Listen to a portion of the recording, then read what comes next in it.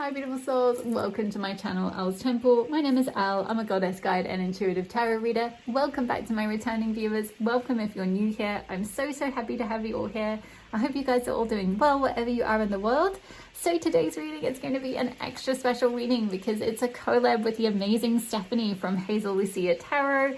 So Stephanie's reading is going to be all about Athena, messages from the Goddess of Wisdom, and my reading is You Have the Wisdom to Step into Victory, messages from Goddess Athena. So we thought it could be fun to look at one particular goddess and look at the different aspects of that goddess and see kind of what comes through.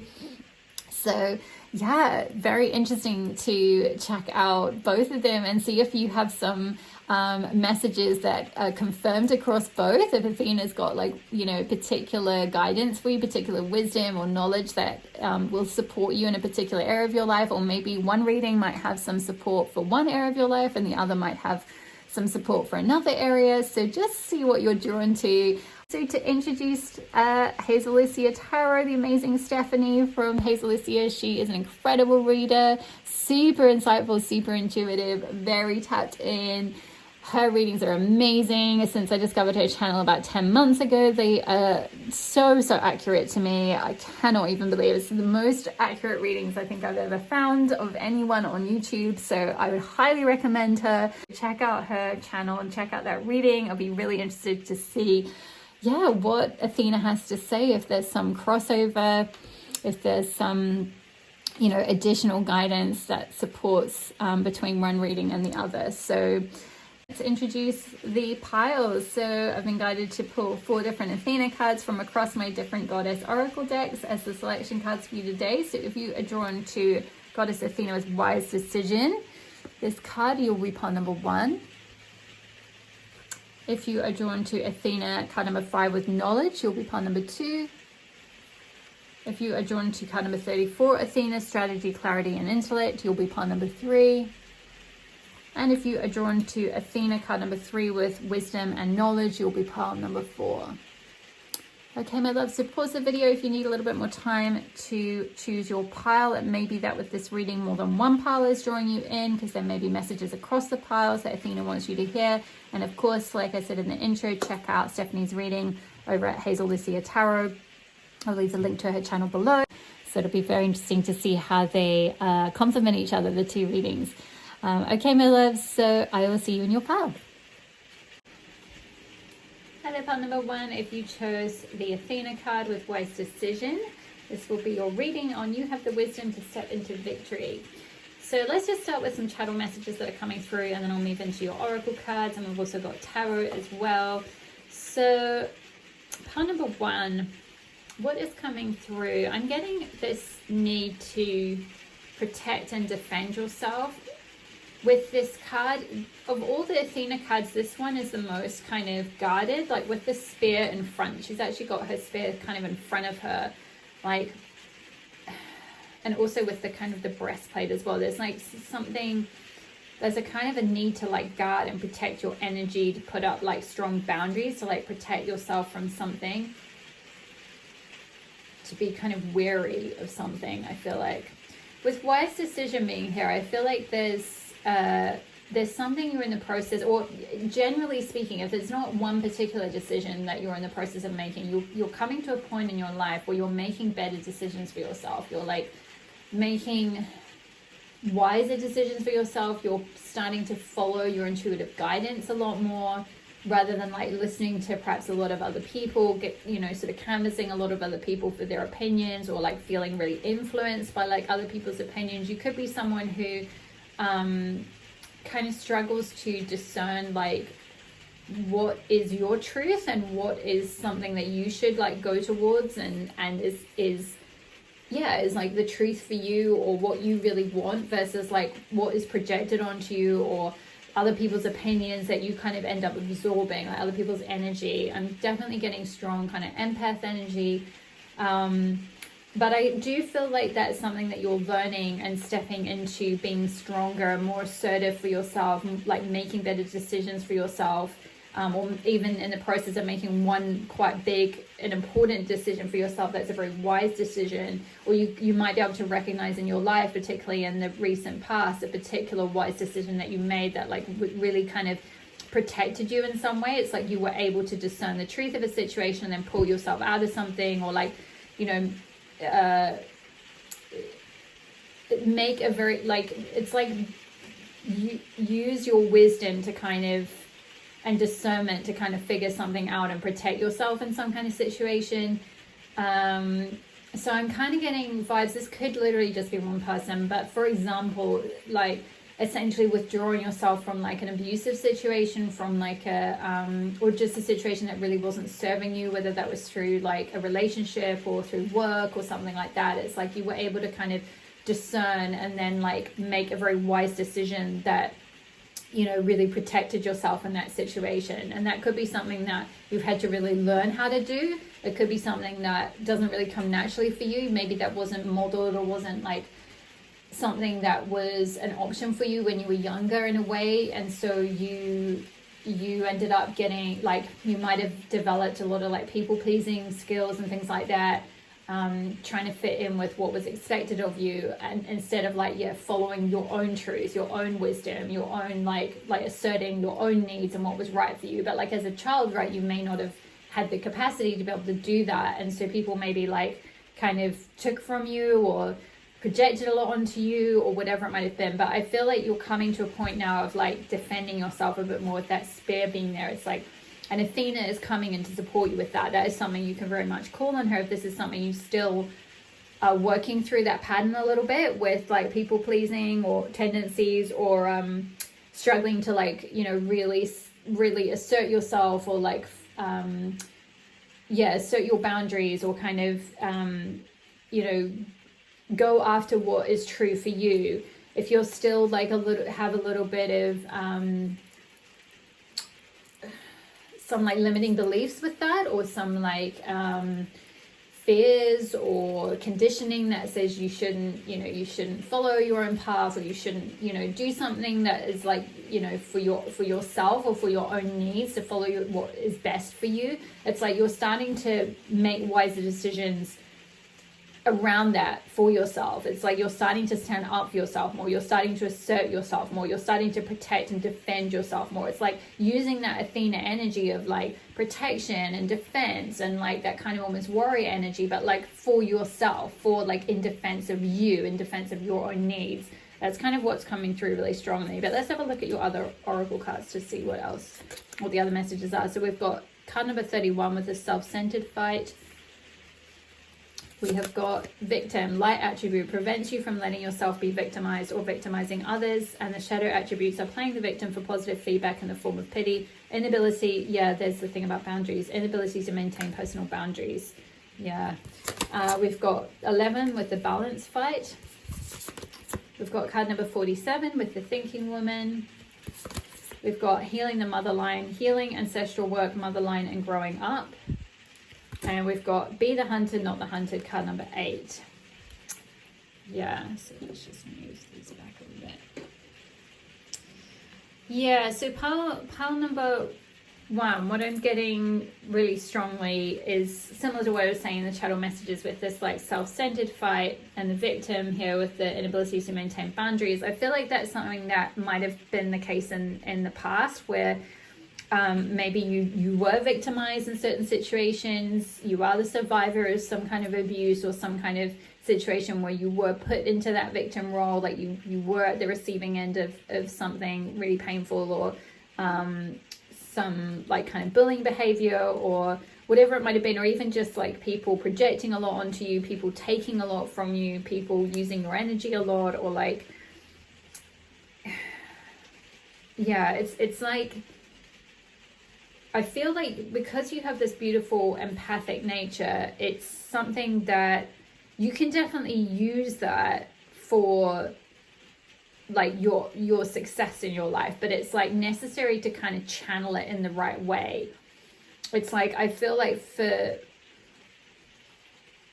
many of you, for part of your life, this has been something that it's like, because you end up feeling so much for others and putting their needs above yours, and not being like self-centered enough, not as in like super selfish, but just like putting yourself at the center of your life, like making sure you're meeting your own needs and making sure that you have strong boundaries and making sure that you've communicated those and that other people are able to meet your needs too. It's like, because you're kind of perhaps been in these patterns of like over giving and people pleasing and making sure that everyone else is okay and over caring, it's like you've ended up getting maybe a little bit victimized. And I feel like that's where we've got, melting hair, I feel like that's where we've got healing the mother line with healing ancestral work and mother line growing up. It's like there's some kind of healing that needs to come through your like on the maternal side, through something that was maybe modeled to you growing up in childhood, something from your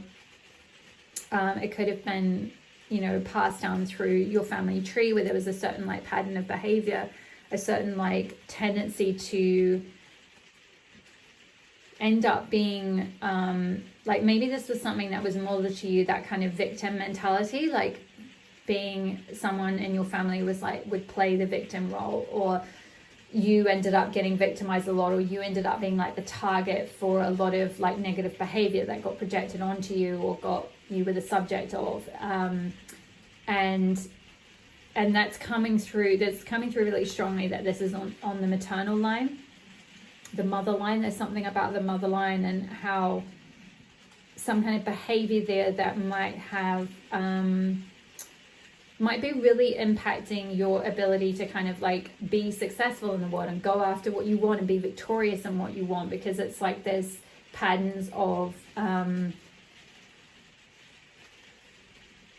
kind of patterns of like letting yourself be victimized. I feel like that was kind of modeled, and I feel like you're in the process of breaking out of that, of like relearning better boundaries, better, you know, like it says, making wiser decisions for yourself, like being more sort of self-protective, being more like having that spear, you know, that like in front of you to defend yourself of like, no, I need to be more self-centered, like these are my needs, this is what is true for me, this is what I need to stand up for myself for. I feel called to read from the book about the balance. Okay, so every day, all your life long, the world will grab you by the sleeve and try to steer you into the maelstrom of its concerns. Look this way, this is important, pay attention over here, until you tip too far into distraction or empathy or sensory overload. It is up to you to guard your boundaries and protect your sovereign space. Now is the time to balance compassion with accountability, empathy with boundaries, self-care with other care. Your most precious resources are your time and energy. Don't let them bleed out. Sharpen your no skills so that your yes has more power. Bring yourself back into balance by creating the space and time your soul needs to thrive.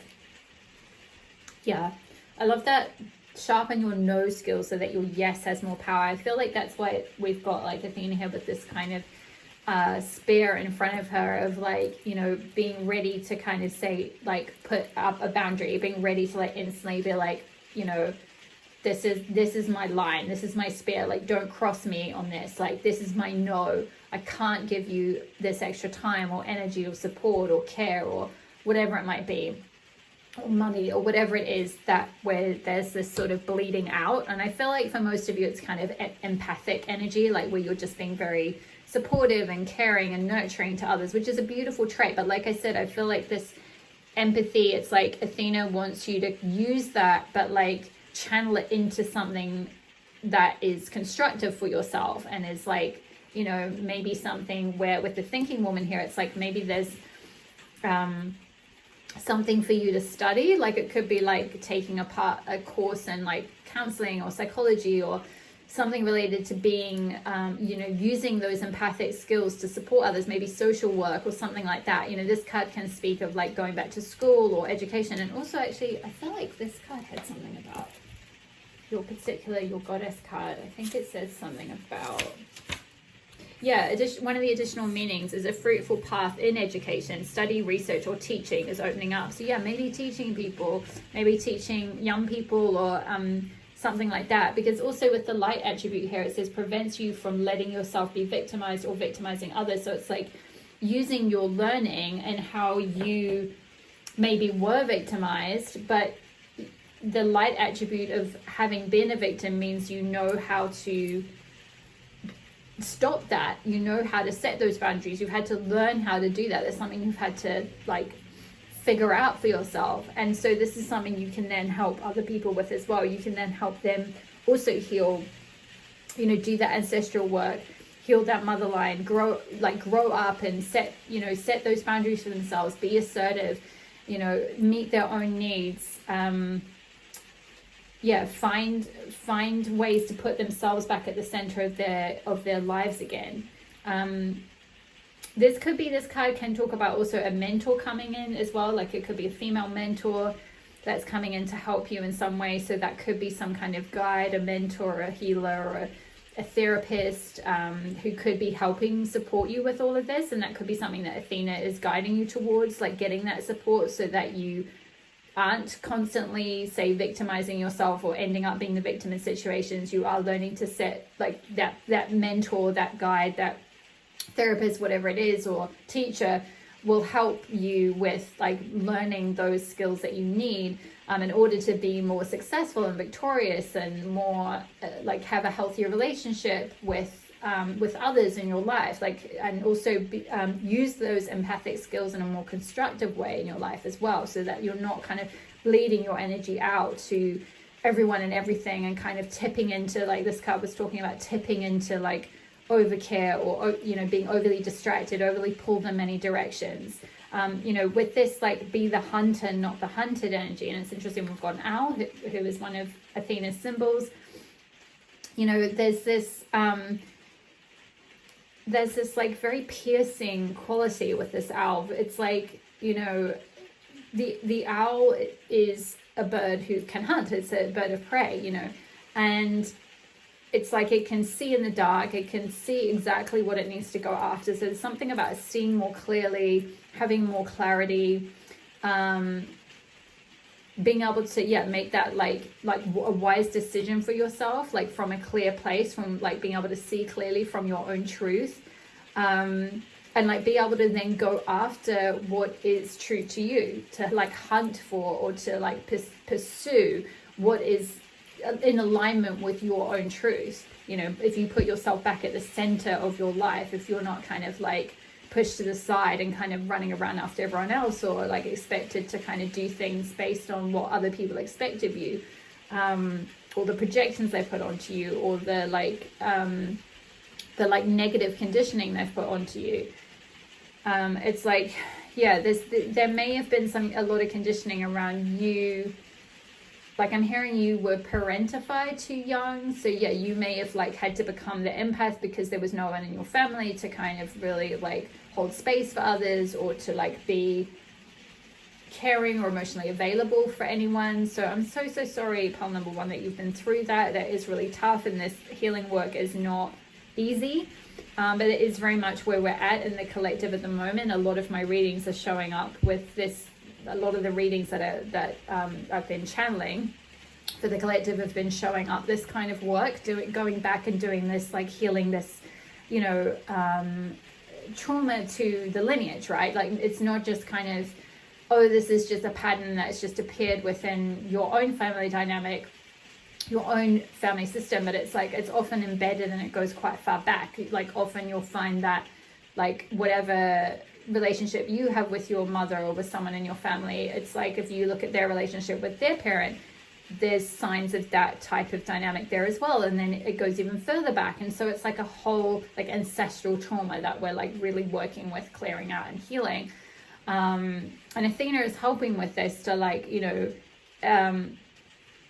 like find the wisdom that you have within, or find the right learning that you need to study, or a mentor that you need to work with, or something, or a therapist, or a school if it's like, you know, going to some kind of like college or something for counseling, or whatever it might be, if you're feeling called to that kind of path,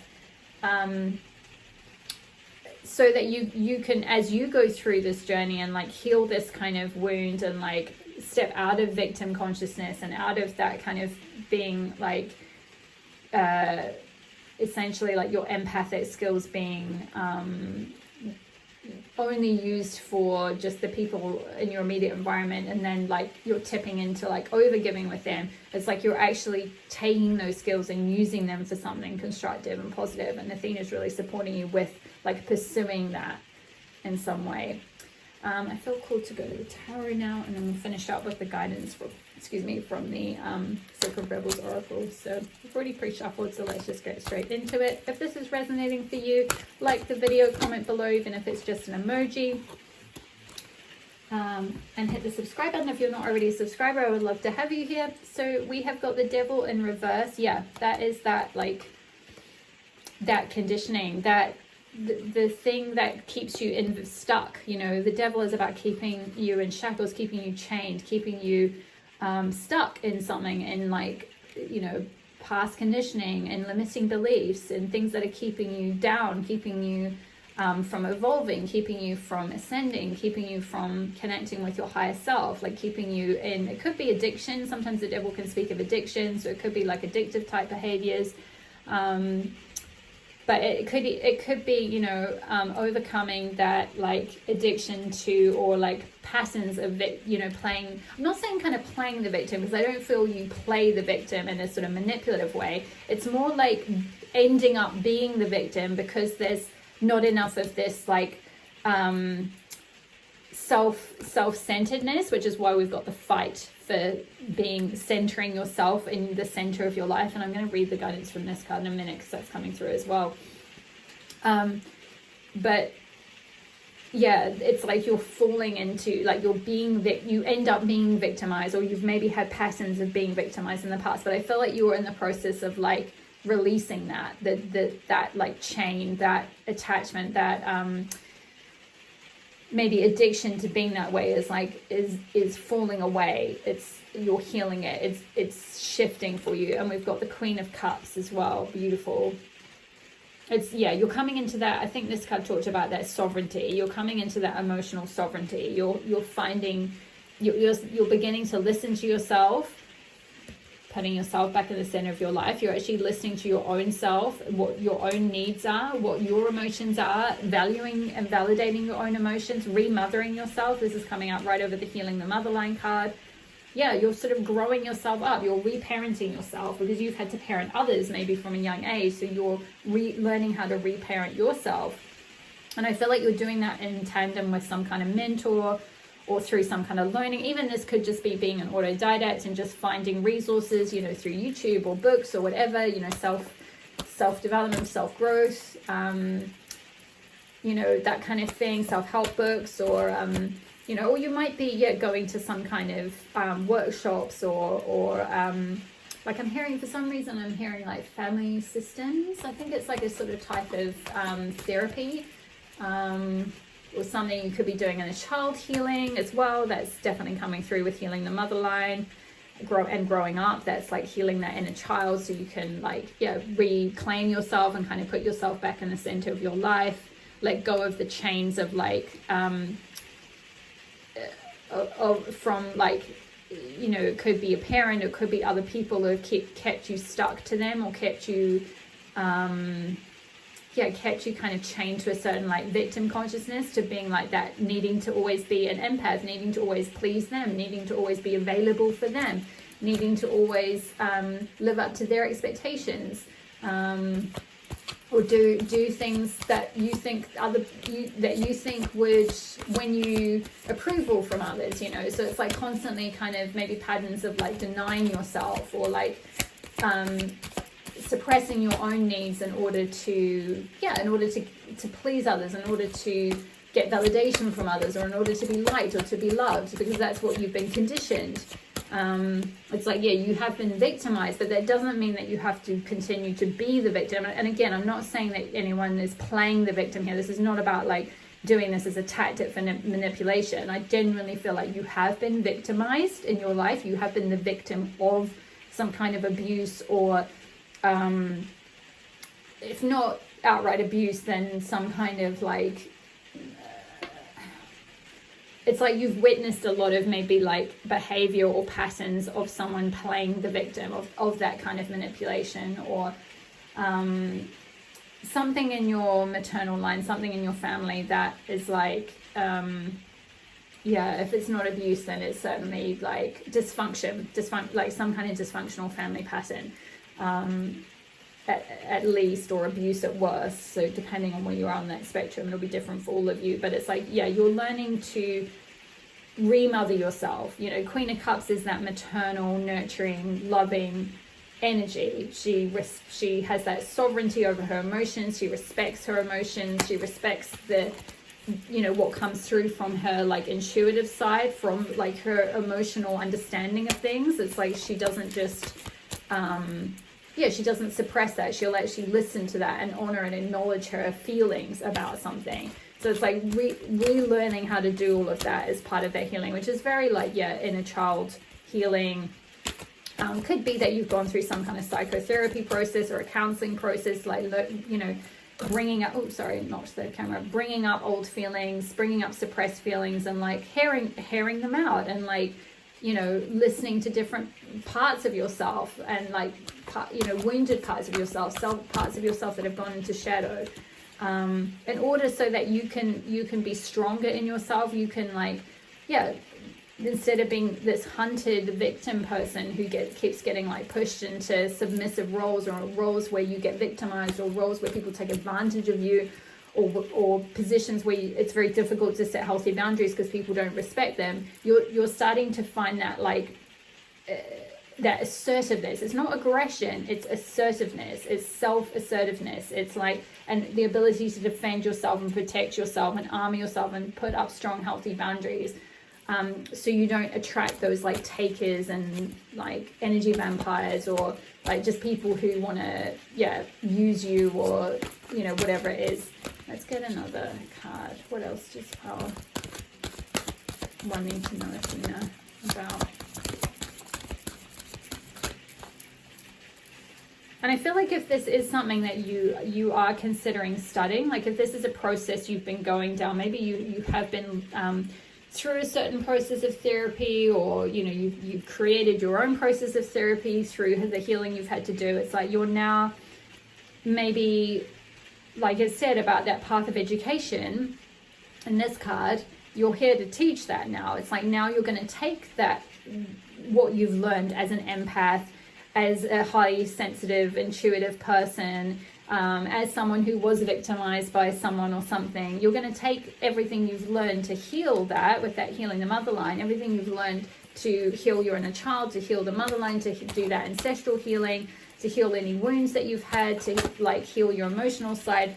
You are going to take that and now teach it to others, or like use it in a way that supports you, so that, like the title of the reading is, it's about like you've got the wisdom already to step into victory. So it's using that wisdom to help yourself in your life, to use it in a self-constructive way, rather than letting it bleed out and kind of everyone else gets to take advantage of that skill. It's like saying, hey, I actually have the wisdom and the ability to like really listen to people's emotions. Like I didn't have that growing up. I had to learn how to do it for myself. So now like I can use that skill, that empathic skill I have, and like, you know, train in this area, and then use it for others to help support others. And we've got the Crone of Swords here. I love this. Interesting. We've got the sword on this card, we've got a spear on this card, and then we've got a sword here. Yeah, there's some decision to be made here. I feel like you're getting to a point of reaching making a wise decision, cutting through. You know, swords is about like cutting through, you know, clarity, charting a course of action, and then going after it, deciding on something and being like, right, this is where I'm going. This is equivalent of the King of Swords. Let's see, I just feel called to read from the book actually for this particular card. Yes, oh my gosh, I love this. This is so perfect, because this is exactly what I was just saying. The Crone of Swords is she who, through experience, values what she has lived through and uses it for strategy. That's exactly it. It's like all that stuff, that shit that you went through, essentially, all the stuff that you got victimized or that you were the victim of. It's like, instead of then letting it swallow you up and become, you know, like the victim for life, like sort of taking on that mantle and that title. It's like, no, you're using that light attribute, which is like you're learning how to set boundaries. It's going to stop you from letting yourself be victimized or victimizing any others, you can then help teach others how to stop being victimized as well. So yeah, she is a wise woman who knows how to observe situations with the right amount of distance in order to see things as a whole and find a solution. Strategy and the ability to rationalize and find original and unusual solutions are qualities of this figure. It's interesting because that's very like Athena energy, actually, that wise woman who can strategize and rationalize and find solutions. She is someone who's worked a lot to be in this position. She could be a writer, a teacher. There we go, is another reference to teaching and education. These three cards are all about teaching. Communication is her main resource, along with the skill of vision and clear thinking. This is actually Goddess Artemis pictured here. Artemis is the wise woman in the woods, she who protects women in childbirth, watching over new life. Yeah, it's interesting. We've got like the woman in childbirth, and we've also got the mother line. So mothers, children, maybe this is working with young people, working with children, working with, healing the inner child. Could be something like that. But I kind of feel like this is both you stepping into your power and, like it said, using your wisdom to then create like a strategy for yourself to make like wiser decisions for yourself. But then also like, this may also be like connecting with a mentor, like a Crone of Swords person who helps you to like really listen to yourself, reparent yourself, find clarity, find like a clearer ways of thinking that are more connected to yourself and your own truths. I'm kind of getting an energy of like with the Devil card being here, it's like there's a lot of, it's like you're seeing through the lens, you're seeing yourself and your life through the lens of negative and limiting beliefs that other people have projected onto you because of like childhood conditioning or childhood experiences or abusive experiences. It's like you're learning to overcome that, and I feel like many of you have already done a lot of work to overcome that, and you'll all be at different stages of this. For some of you, this is working with a mentor, working with someone to help support you to like reclaim yourself, to put yourself back in the center of your life, to make clearer decisions about things, to like be able to connect with your inner truth and really honor that and not be so like I'm kind of getting that sort of split in this sort of codependent energy where you're kind of like always caring for others. So some of you might have had experience with kind of codependent type relationships. But for others of you, this is like you've done the healing and you'll know where you're at with this. Like you've done that work. You've done a lot of inner child healing. You've done a lot of work to like, maybe for some of you, you were in the type of relationship that was like a bit codependent or, it could have even been like a narcissistic and empath dynamic or something like that within that connection. And you've pulled yourself out of that. You've taken yourself away from that situation. You've reparented yourself. You've learned to listen to your emotions. You've found that emotional sovereignty, you've really grown, and now this is like you stepping into this role, like using everything you've learned and then like creating like a strategy, like resources, right? I talked about communication, like teaching, sharing, disseminating that wisdom, helping others so that, like it says, to stop, so that like you can prevent other people from being victimized. You can help them set boundaries. You can help them get themselves out of situations where they're getting victimized in some way.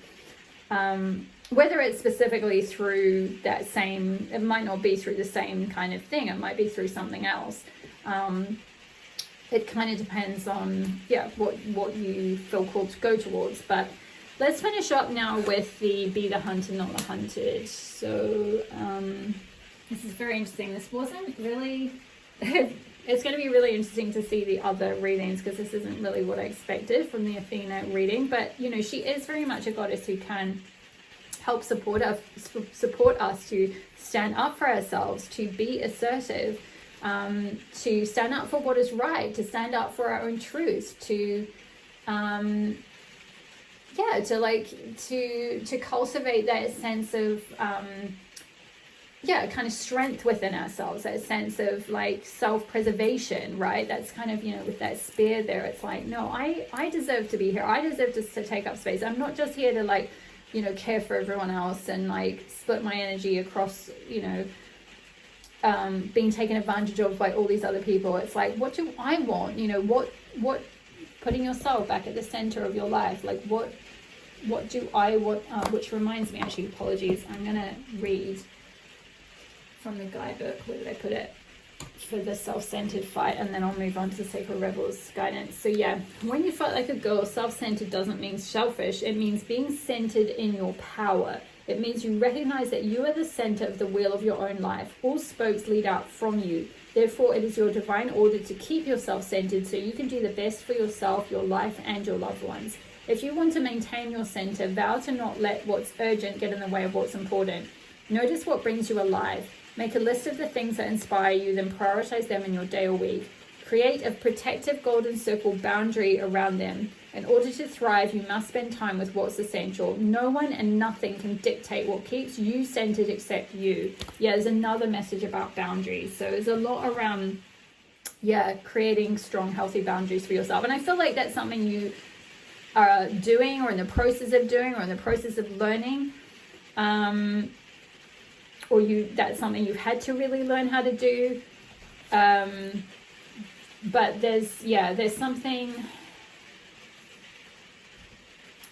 around boundaries with your time as well, and prioritizing what's important. That can be something with that codependent type energy, where when you're in relationships, you're more inclined to give that caring, empathic energy, give that sort of creative potential energy away through caring for others, and not through caring for things that are important to you, right? Like, not sort of plugging that attention and energy into something that is important to you. It's like it just gets taken up with everything that's around you. So there's a need to set some boundaries around your time for some of you.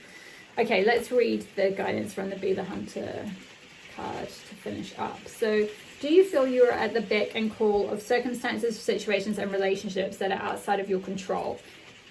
This is amazing. This card's talking about exactly what this one is. Is your attention being called away from what you love, from your passionate focus upon your own journey and creative self-expression?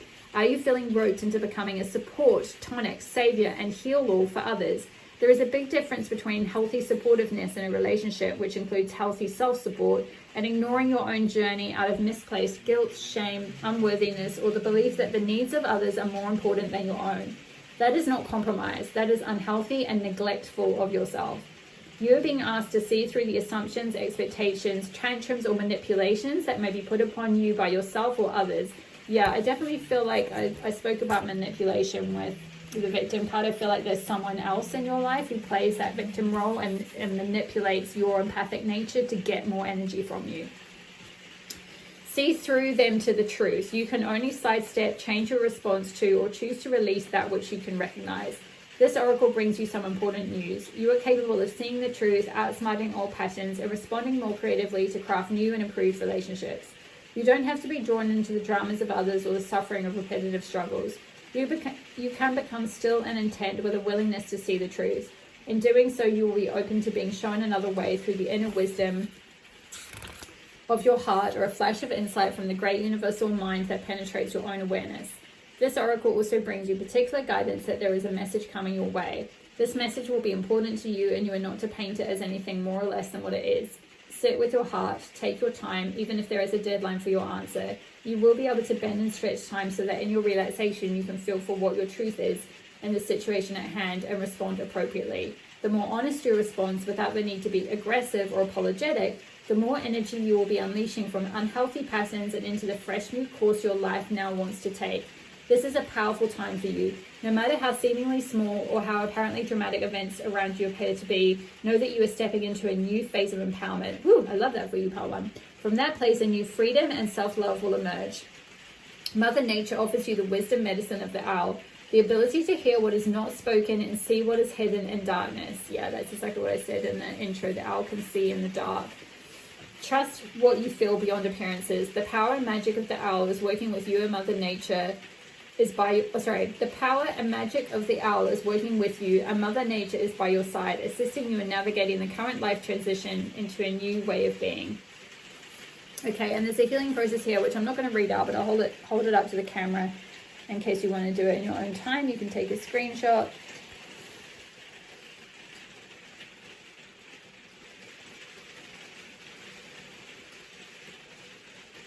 Hopefully you can see all of that. There we go.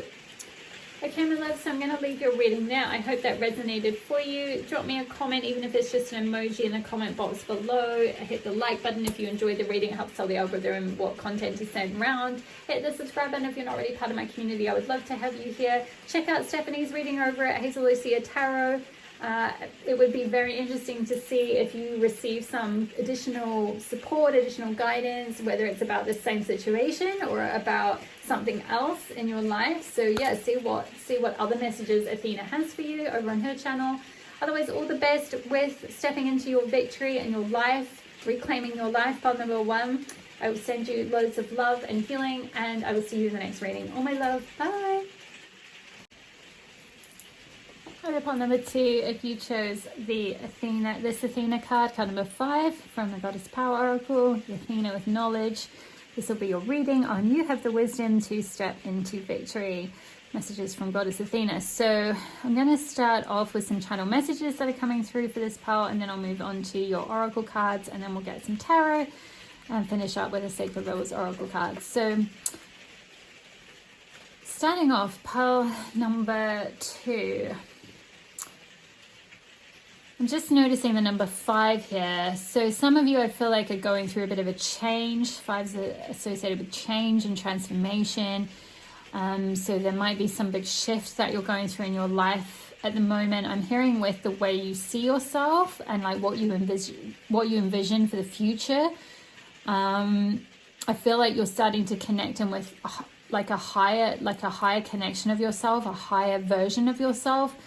I'm noticing all the stars and the energy around her crown chakra. She's got this sort of crown of like leaves, like olive leaves here, and there's all this like light energy around her crown chakra. So I feel like for you, you might be going through a bit of a awakening, a bit of a crown chakra activation. It may be that you get a lot of downloads, or you receive a lot of wisdom, a lot of like knowledge. It's that kind of very like clear cognizant energy that I was speaking about. I think I spoke about that in the introduction, but it also came up a little bit if you watched my reading. I think I did a reading about your psychic and intuitive skills or something like that a few months back, and Goddess Athena, this particular card was one of the goddesses in that to select from in that reading. And I believe from vague memory, it was talking a lot about having that like knowledge that sort of clear cognizant knowledge. It's like you know things without necessarily knowing how you know them.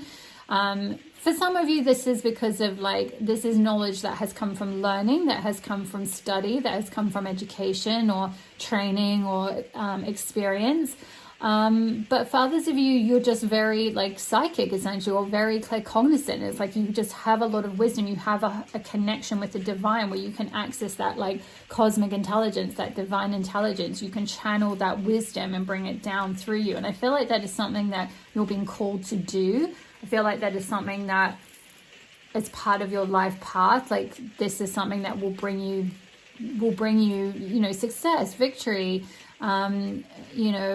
abundance potentially for some of you, where like using that knowledge, that wisdom, that divine connection that you have, and I'm hearing and being able to support others with it is something that it's like you have that wisdom, you already have that will be something that you can be victorious in sharing that wisdom, sharing that divine that energy that you get through your crown chakra, that knowledge that you just receive, because you have, it's like, I feel like you have a very open crown chakra and also open third eye as well. I'm kind of also seeing with this, it's like she's got some kind of jewelry here, some kind of golden piece like over her third eye. So there's something, it's like the third eye and the crown chakra are really highlighted here as being very significant for you. Connecting them with that higher wisdom and then sharing it with others, sharing that knowledge and wisdom that you already have. That knowledge that you have on how to connect with the divine. So it could be like sharing wisdom on being a channel, on how to, or how to open to like meditation, or how to connect with your guides, or how to, you know, connect with the universe, or how to manifest, or, you know, any number of things in that kind of field of, you know, or even just how to, like, just, it could be general spiritual wisdom, general spiritual enlightenment. I'm hearing like helping to enlighten people, helping to connect people with the light within, with the divine within. Let's have a look at your other cards now. So we have got, oh my gosh, yes, being a guide. Absolutely. You are meant to be some kind of guide here. You are meant to share that knowledge that you have. Light attribute represents the nature of the divine in life in your, of the divine in life and in yourself. And the shadow attribute is places financial gain and control over imparting spiritual insight. I'm not going to worry too much about the shadow attribute in this reading, because I don't feel that that's applicable here. But just this energy of being a guide, and look at this. This looks like an Athena figure. She's holding an owl on her hand in this card, and she's got the lantern, which kind of reminds me of the Hermit card in tarot, which is like, excuse me, very much that energy of the figure who can kind of withdraw themselves from society and from, you know, mainstream society, and from, you know, I guess like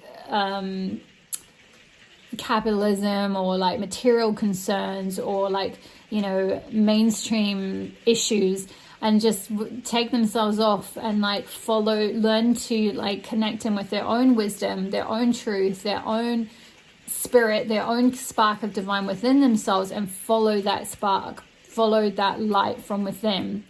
You know, that is that hermit role. And then eventually they can come back into society and be like a guide for others, you know, be someone who can give others support through difficult times, through crisis, through certain situations, because it's like you've been able to, you know, go through that like hermit phase. You've been able to connect in with your inner truth, with your inner guidance system, with your guides, or your, you know, connection with the divine within you, and you're here to guide others to do that. And that is something that, yeah, you will have victory. You can have some success. You can have some success in this area. So for some of you, you may already be doing this. You may do something like this. You may do tarot or astrology, or, you know, something like that. Or you may, you know, be already working on guiding people towards, you know, connecting in with spirit in some way. You know, even if you don't do it for a business or anything, you might just do that generally in your life. You might be the sort of person that, like I'm hearing, like spiritual mentor, like people come to you just for, you know, holistic guidance, or for like some kind of like spiritual solace, spiritual support, like words of wisdom when they're going through things, and you guide them through certain situations, right? And I feel like maybe there's an encouragement, if you don't already do this as, you know, a formal thing, but you're kind of doing it generally in your life, like already guiding people to connect with the divine in some way, to like step that up a little bit more, that you're being called to like step into a higher version of yourself, as we were talking about with Athena, with the crown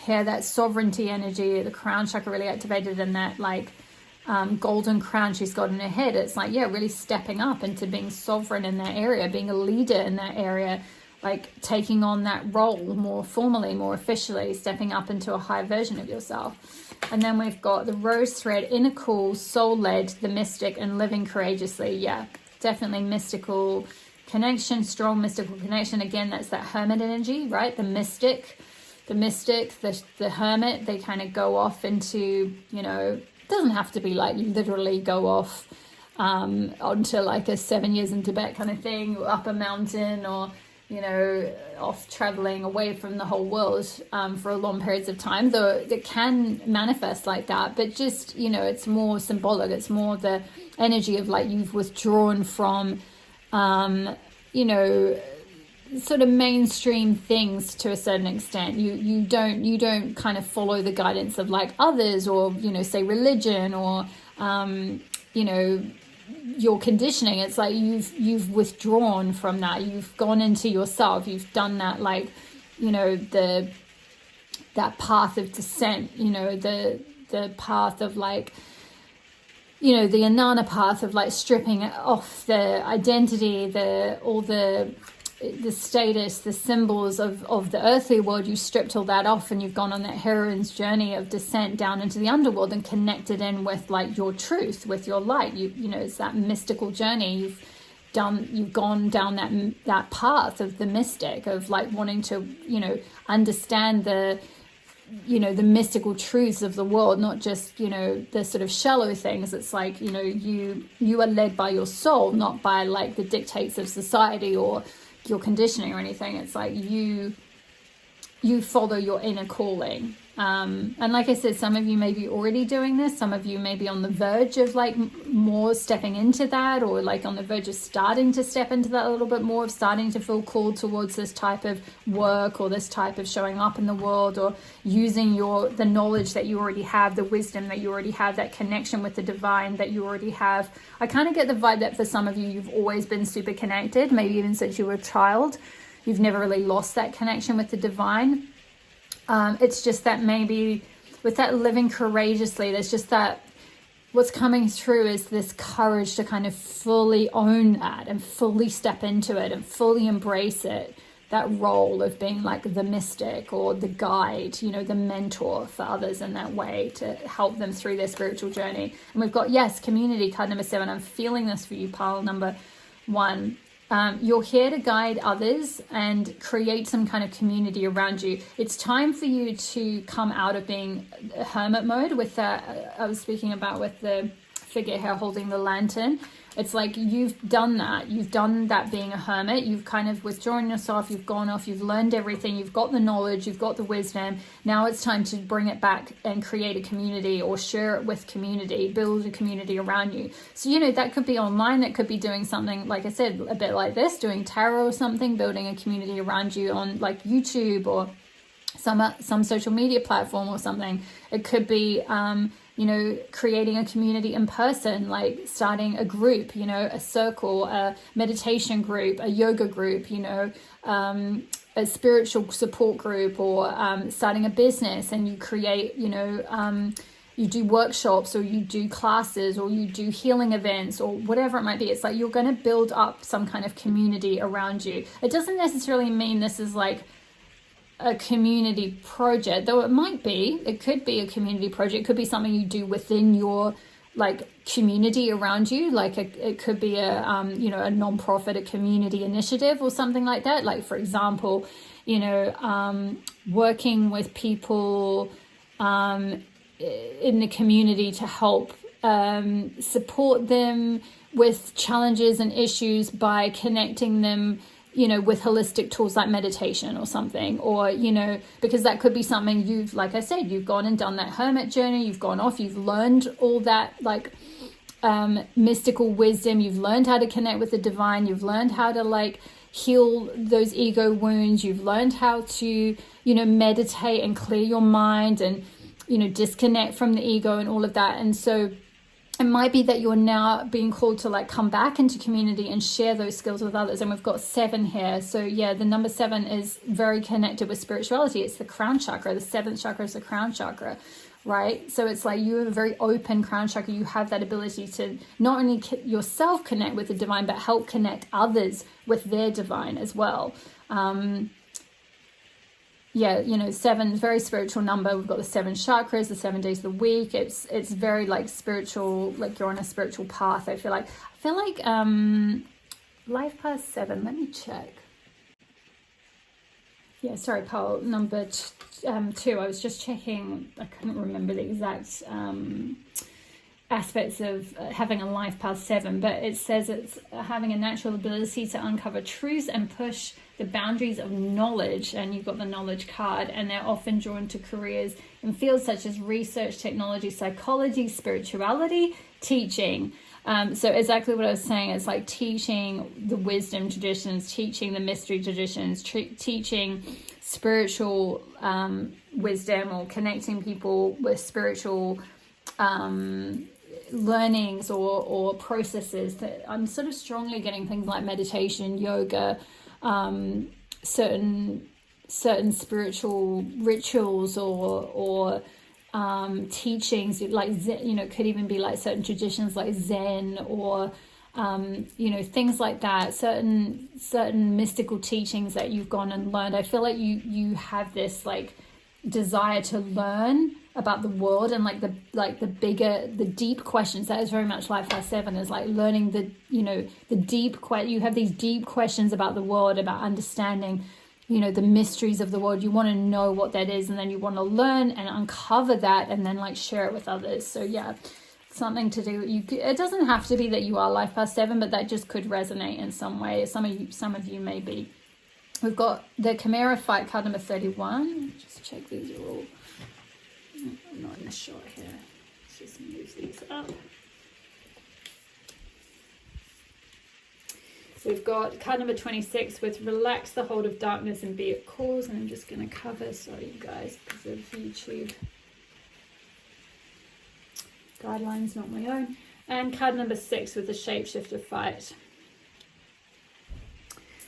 Okay, so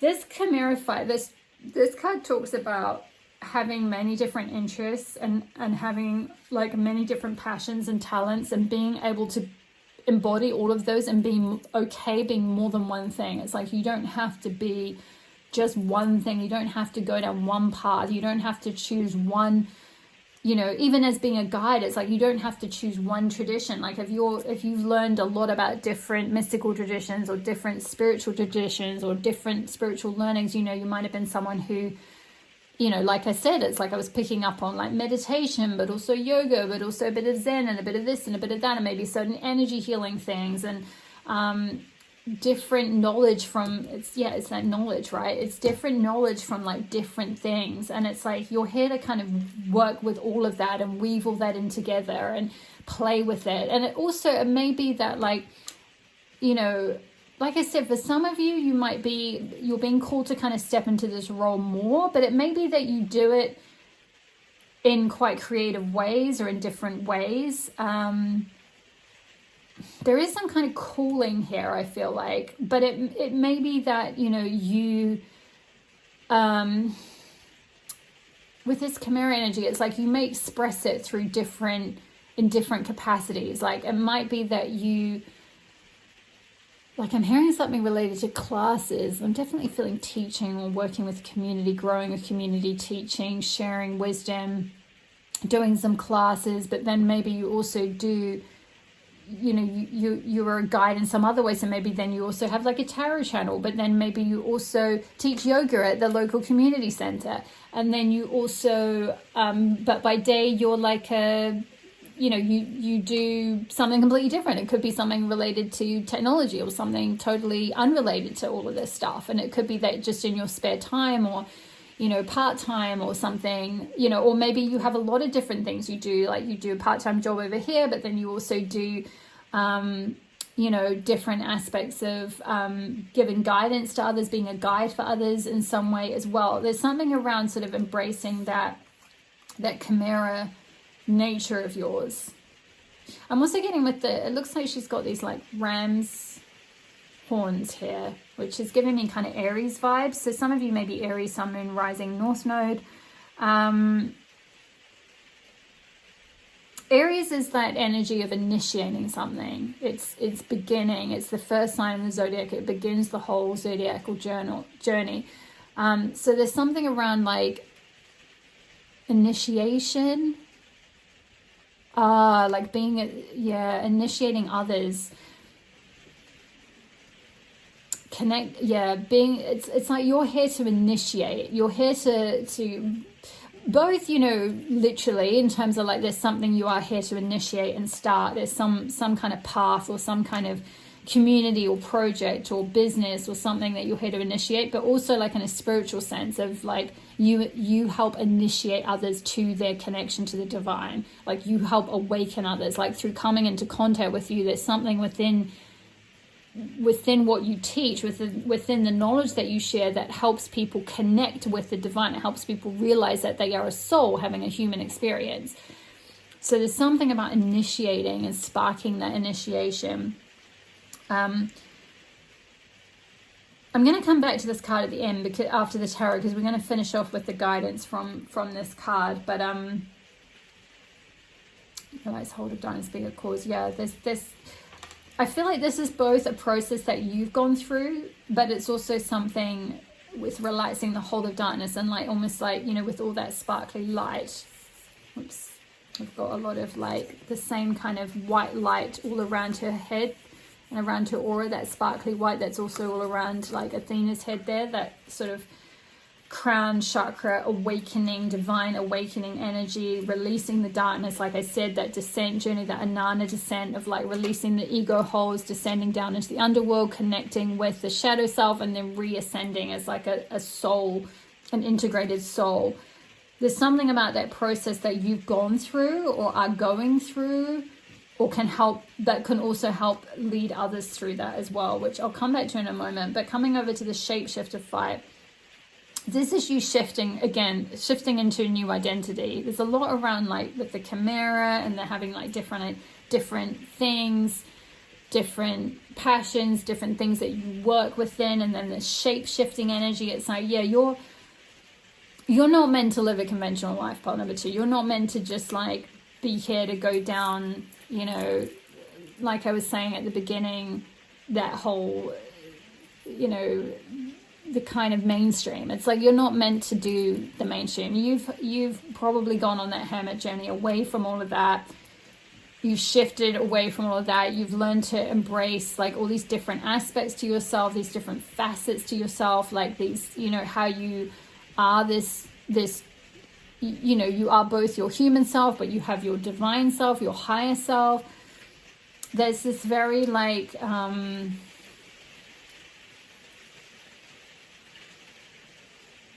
yeah, it's just very multifaceted is what I want to say. Very multifaceted energy to you.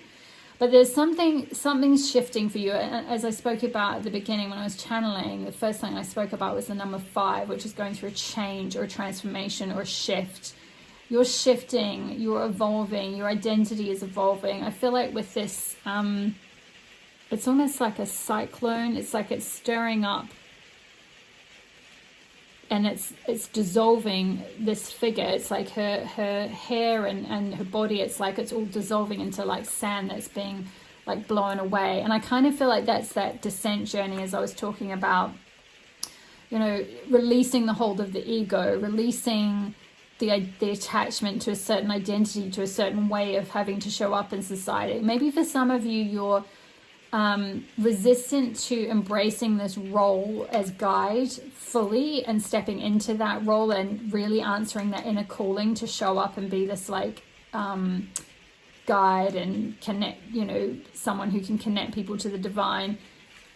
You could be resisting that, but I feel like if you have been,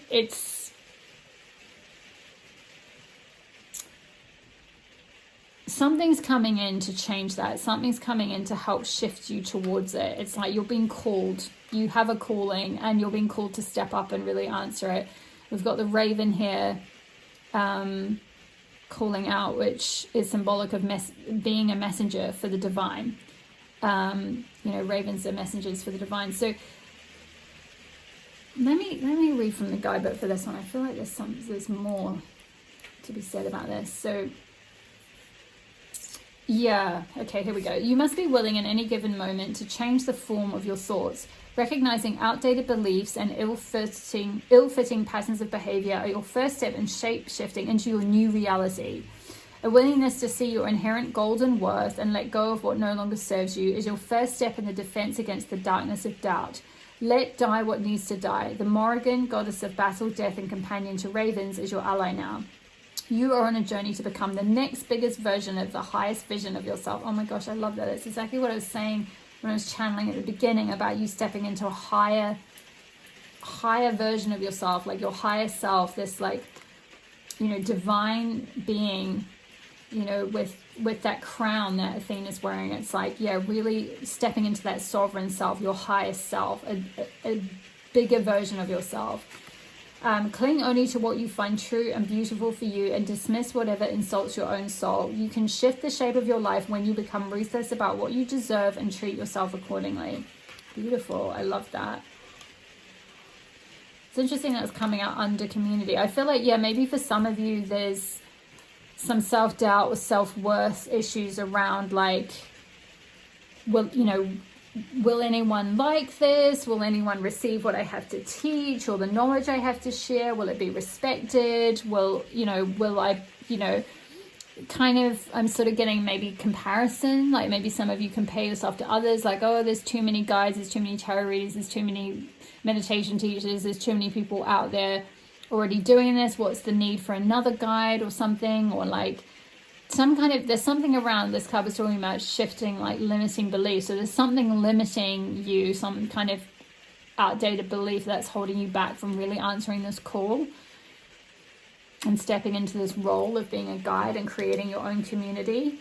And I feel like, yeah, there's a fear about really being seen or really putting yourself out there, or really being vulnerable with others as well, I'm getting. And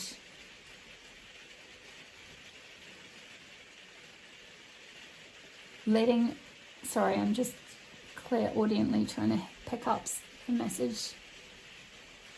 Letting others hear what you have to share, the wisdom that you have to share, because there's a fear that you'll be shut down. And it's a fear stemming from childhood. Oh, okay, so yeah, you may have been, I feel like this might come up on one of the other piles. So if you are drawn to another pile number 2, there could be some guidance in that other pile about that might go into a bit more depth about this. But yeah, I feel like there might be something around some kind of letting go of some limiting beliefs, shifting out of some limiting beliefs, like from childhood, around like, yeah, your self-worth, your how you're received by others, whether others will kind of support you or reject. I'm hearing reject you or reject what you have to say. So there might have been some diminishing of like when you shared your truth when you were younger or something like that. Athena, tell us a bit more about this. What is the wisdom that pile 2 needs to hear at this time? Tell us more about this.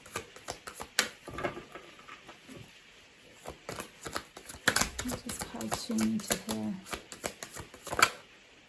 Wheel of Fortune in reverse. Yeah, okay. I feel this is what I just intuitively felt not supported by the universe. Like the Wheel of Fortune upright is knowing that, the wheel turns, things come in roundabouts, like, something good will come round for us, like the universe has our back, something good will evolve from this. It's like the seeds that you plant through the wheel of the year, right? Like you plant these seeds of intention and they will grow and you will receive good rewards from it. Like, it's kind of karma energy almost. It's like the good that you put in, you will receive back. The good that you put out to your community, you will receive that support back from the universe. But with it coming out in reverse, I'm kind of instinctively feeling this as like the universe doesn't, you might have a limiting belief around like the universe doesn't have your back, and that could be what's stopping you and holding you back from really stepping. It's coming out over the guide card. It's like what's stopping you from fully stepping into this role of being a guide, of really embracing that role. It doesn't mean necessarily you have to do it like full time, but it's like, maybe some of you dabble in it, or you give it away for free, or you just do it for friends. Maybe you don't do it. Yeah, there we go, Queen of Pentacles. You don't do it for money. There's a need to cultivate that stability and security for yourself, work towards your abundance in this role, using your guidance for others and receiving the abundance that you're worthy of. There's a lot around the Queen of Pentacles knows her worth, right? She's centered in her worth. She knows she is worthy of receiving all the good that life has to offer. It's like seeing the Wheel of Fortune upright, like what good that I put out to my community, that what I share, the knowledge and wisdom that I share, it will come back around. Like I will receive from the universe. The universe has my back. I am supported. I am secure. I am stable. The things that I plant will grow. And I will receive the fruits of my labor. She's looking at a little orange tree here.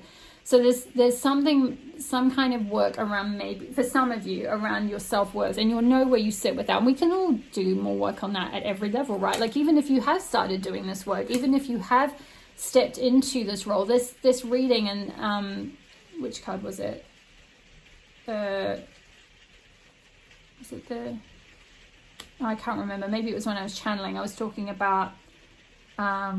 oh, that's right. It was the shapeshifter card. It was talking about stepping into a higher version of yourself. And we can all keep doing that regardless of what level we're at. So for some of you, you might be like intuitively, you might have this soul call and you feel called to step down this path, but you haven't stepped onto it yet at all. For others of you, you may have stepped onto it a little bit. You may be doing it, like I said, for kind of maybe friends or just for community for free or something like that, just practicing. That's great. That's a perfect first step. Now there's that shape shifting into the next version of yourself, letting that old identity die that says like, I'm not worthy of support, I'm not worthy of respect, I'm not worthy of my knowledge and wisdom being heard and validated by others and received by others. Letting that go and shifting into this like sovereignty energy, this crown sovereign, like I am worthy of taking up space, I'm worthy of having a community, I'm worthy of having support around me, I'm worthy of having clients or people of being paid for the knowledge and wisdom that I share.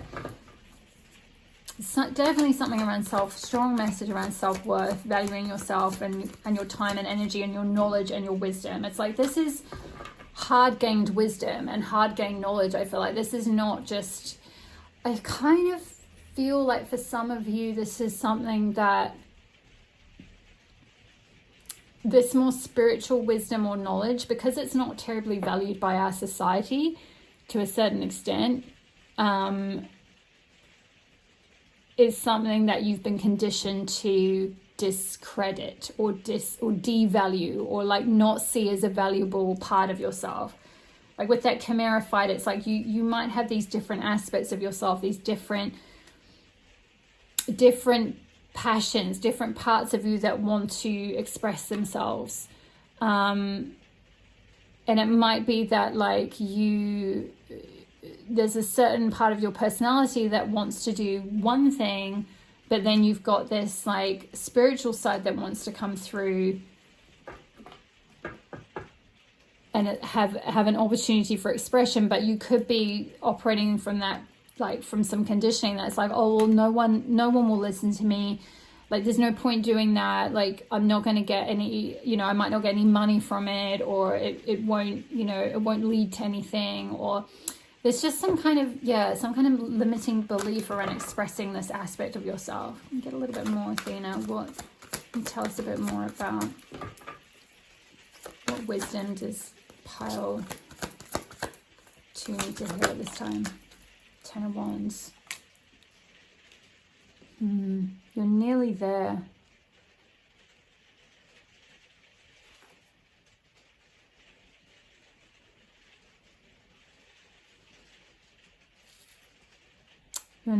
You're something around, setting down some burdens.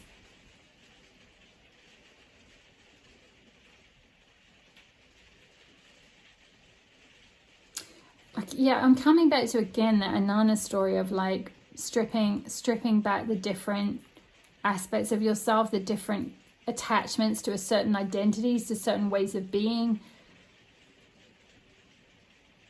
to certain, like, it could also be with that Chimera thing, you could have many projects on the go, like many different passions, different things, you're trying to do all of them all at the same time, and it's like you're getting a bit burnt out by all of that. And it's like really what's coming through strongly is you have this strong inner calling to follow your soul and step onto this path of being this like mystic, this mentor, this guide,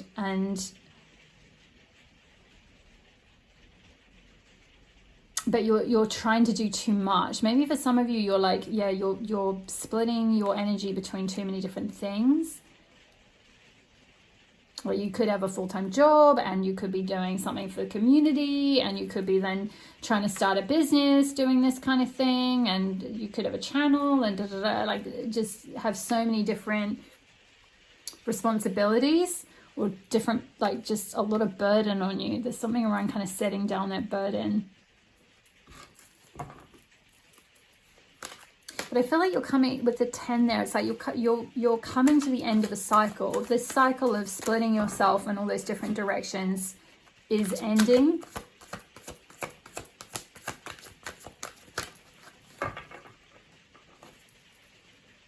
And also I'm just noticing like her red trousers and the red sun. Red is connected with the root chakra, which is like stability, security, survival. It's the home, it's family, it's conditioning. It's that hold from the past. This could be the end. The cycle is ending of like the past being a burden on you. You're shape-shifting. You're releasing that hold from the past. You're releasing all those ties you have to the past, all the baggage, the conditioning, the limiting beliefs, the aspects of your identity, the certain status, or ideas about yourself, or ideas about who you would be or what you would do in the world, or whatever it might be. Even ideas about spirituality, about the universe, about, the universe supporting you. It's like you're releasing some kind of burden. You're ending a cycle so that you can step into this role more fully, I feel like. Okay. Any further guidance? Any further guidance? Pile number, the pile 2.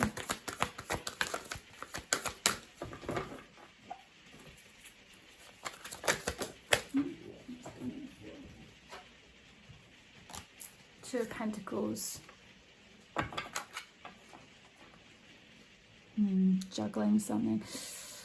I'm kind of getting this as like juggling, feeling the pull or split, or juggling between like your higher self and your lower self, between like a shape-shifting into this, as this card talked about, stepping into this bigger version of yourself, the highest version of yourself, or you're stepping into your higher self. And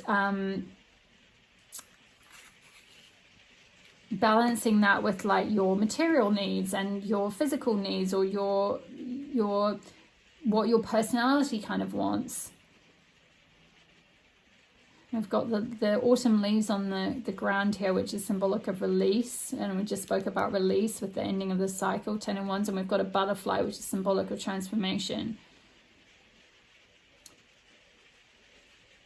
I feel like this is a rebalancing. We've also got the infinity symbol here, and like with the figure of 8, the infinity symbol, which is as above, so below, as within, so without. There's a rebalancing, like a recalibrating that's going on, where like your higher self is going to start to take precedence. You're going to feel more connected to your higher self. And she's wearing, it's interesting, in this card, she's wearing red trousers, which I mentioned was that connection with your root, with your conditioning, with the past, with like the burdens that are holding you back. And in this card, she's wearing purple trousers, which is spirit. It's connected to the 7th chakra. And then we've got a purple butterfly as well.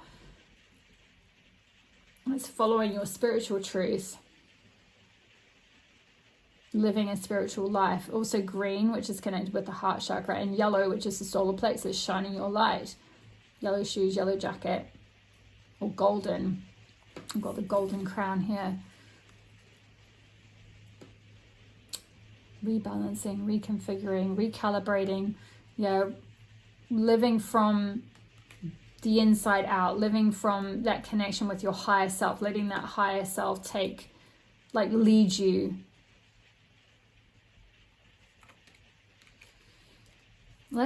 I feel like that's all the messages from the tarot. Let's finish with the Sacred Rebels card number 26. Okay.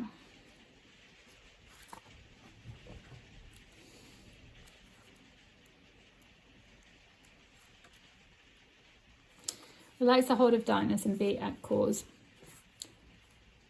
Dear Sacred Rebel, this moment in your life requires great courage. Yeah, living courageously. You've got a double message about courage. There's a lot around having courage at this time. Fortunately, you possess that in bucket loads. You are being asked to allow yourself to be lifted out of one level of known reality and into the next level of higher voltage reality. Are you kidding me? That is exactly what this card just talked about. It's a double message about that. The shapeshifter fight, you're shapeshifting into that next higher vision of yourself, that next higher version of yourself. You're lifted out of one level of reality into the next level. Lifted out of that 10 of Wands, like burdened energy, closing out a cycle and moving into a more balanced energy. Higher voltage reality requires a more absolute trust and a heart that is surrendered into the greater heart of the universe. Yeah, that's that Wheel of Fortune.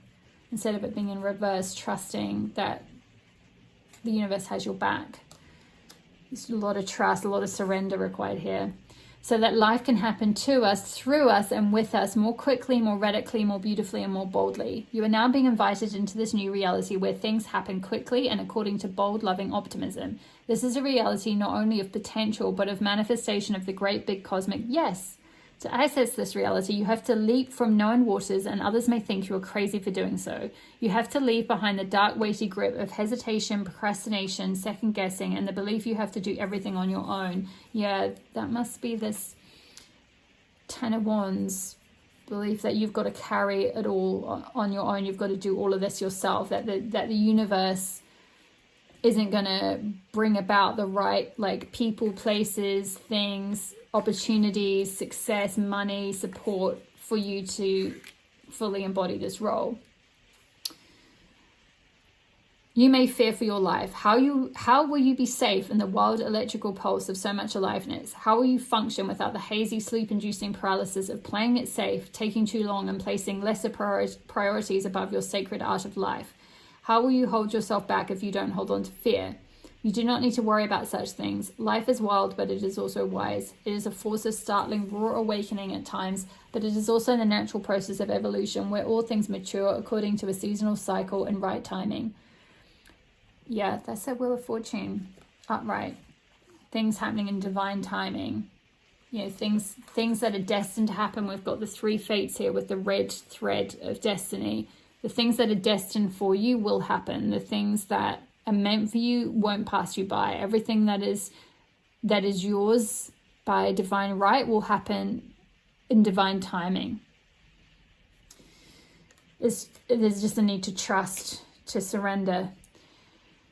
You are a part of, not apart from, that process. The invitation to shift gears and jump on board the express train of life will feel exhilarating and perhaps also challenging. When you are in the hold of the darkness, you will feel pushed to turn away, to imagine it is all too much, and to create excuses about how your desires aren't grounded enough, that you are being too flighty or flaky, or that you are not living in the real world. That is fear talking, not truth. If the sacred rebel is not awakened, we will continue to live in a culture drenched in fear and distrust of nature. Those without awakened hearts don't yet understand what nature knows. She knows timing, she knows life and death, she knows the creative process, she just knows, and can be trusted to support us, her own creations, in becoming all that we can become. Does this mean that we become passive and just flow along like a limp leaf detached from the tree and blown about randomly by the breeze? No. Being free of the dark hold empowers us to take up our cause. This means being free to act and affirm the intuitive feelings we have by following up on them. This is painting like someone who has lost their mind, completely free and from the heart. It means writing even though you have no conscious idea of what you are writing, even as the words are streaming forth upon the page before your rather curious eyes. And it means speaking about your work, never hiding it away. Yeah, that's that, like, creating a community, or speaking to a community, connecting with community. Allow it to breathe the fresh air and be held in the gaze of another, detached from the darkness that would say it is not enough or must be the best thing ever, whatever that means, in order to be worthy of a place in the world. Yeah, that's that self-worth thing, again, which we spoke about with the shapeshifter fight and the Queen of Pentacles energy as well. Self-worth, very important. Instead, just let it be what it is. It might fly, it might endure, and it might not. All of nature, including you and your passions and dreams, will be what is needed, when it is needed, and how it is needed according to wisdom. We just have to trust in this within ourselves and within nature herself through the flow of life, and participate. You are asked to go within and imagine diving deep off the edge of what you have known. There is so much more calling to you now. Yeah, exactly. The inner calling. Inner call. You've got a calling. It's time to answer it. It's your time. Leap. And the healing process is, I accept the offer of life that I may truly live. Through unconditional love, I now invite and receive all assistance, intervention, protection, and inspiration so that I may leap into my next cycle of life. What was I saying about ending cycles? Yeah. Held in the loving grace of wisdom, so be it. You may now like to take an actual jump for joy to finish your healing process. Oh, I love that for you, pile number 2. I hope that resonated for you. Drop me a comment below, even if it's just an emoji, to let me know how it resonated. Hit the like button if you enjoyed the reading. It helps tell the algorithm what content to send around to others so they can receive it as well. Hit the subscribe button if you're not already part of my community. I would love to have you here. Make sure you check out Stephanie's reading over at Hazel Lucia Tarot. There may be some additional confirmation or other messages related to some other aspect, or further messages related to this issue for you. So check out her channel, show her some support. All the best with stepping into your victory. Part number 2, you got this. You're here to be a guide, a mentor for others, and to create a community so others can receive that supportive spiritual guidance that you're here to teach and share. So all the best with that path, and I will see you in the next reading. All my love to you. Bye. Hi there, pile number 3. If you chose the card number 34, Athena from the Goddess Spirit Oracle with strategy, clarity, and intellect, then this will be your reading on You Have the Wisdom to Step into Victory. So I'm going to begin with some channel messages that are coming through for your pile, and then we're going to move on to your oracle cards to get some additional guidance. And we've also got the tarot cards of Modern Goddesses here today, and we'll finish up with the Sacred Rebels oracle card. So let's begin with your channel messages. So pile number 3. What I'm getting really strongly is that you have this beautiful, I'm getting this really beautiful creative nature that's wanting to come through. I'm just seeing with like this kind of paint. It looks like a painting in the background with the colors. There's this, I don't know, this very like multifaceted, multi-passionate, multi-creative, very talented, artistic potentially, and it doesn't, you know, artistic doesn't have to mean like literally painting and drawing, you know, like fine art kind of artistry, but like just a very artistic nature. Like you just are able to, you're able to see like creative solutions to things. You're able to bring a certain amount of like artistry to everything you do. Like I'm getting strong Libra energy for some reason. Some of you may be Libra, Sun, Moon, Rising, or North Node. Excuse me. There's this very like Venusian quality that's within you that wants to be expressed through you. I feel like this ability to like, yeah, see art in life. Like maybe some of you have talent in writing or in decorating or designing or art of some sort.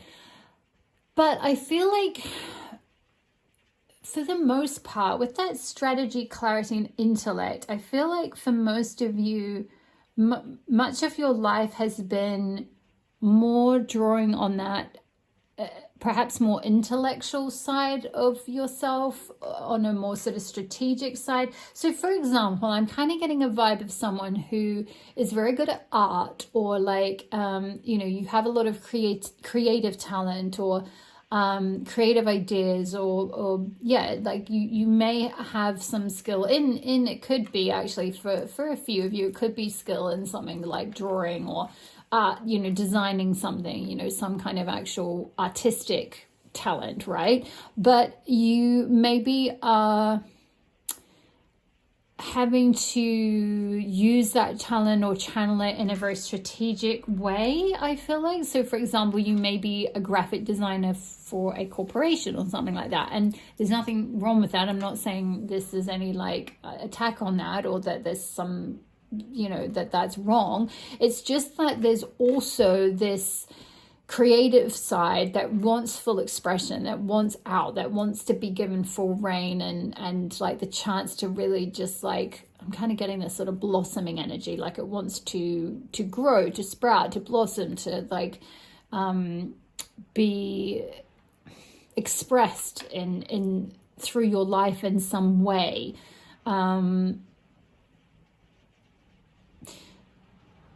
I'm hearing maybe for some of you this way to start tapping into that could be like going back to school, like doing classes. Like it doesn't necessarily mean full time, like maybe you still, you know, obviously we have to put food on the table and all that, I get it.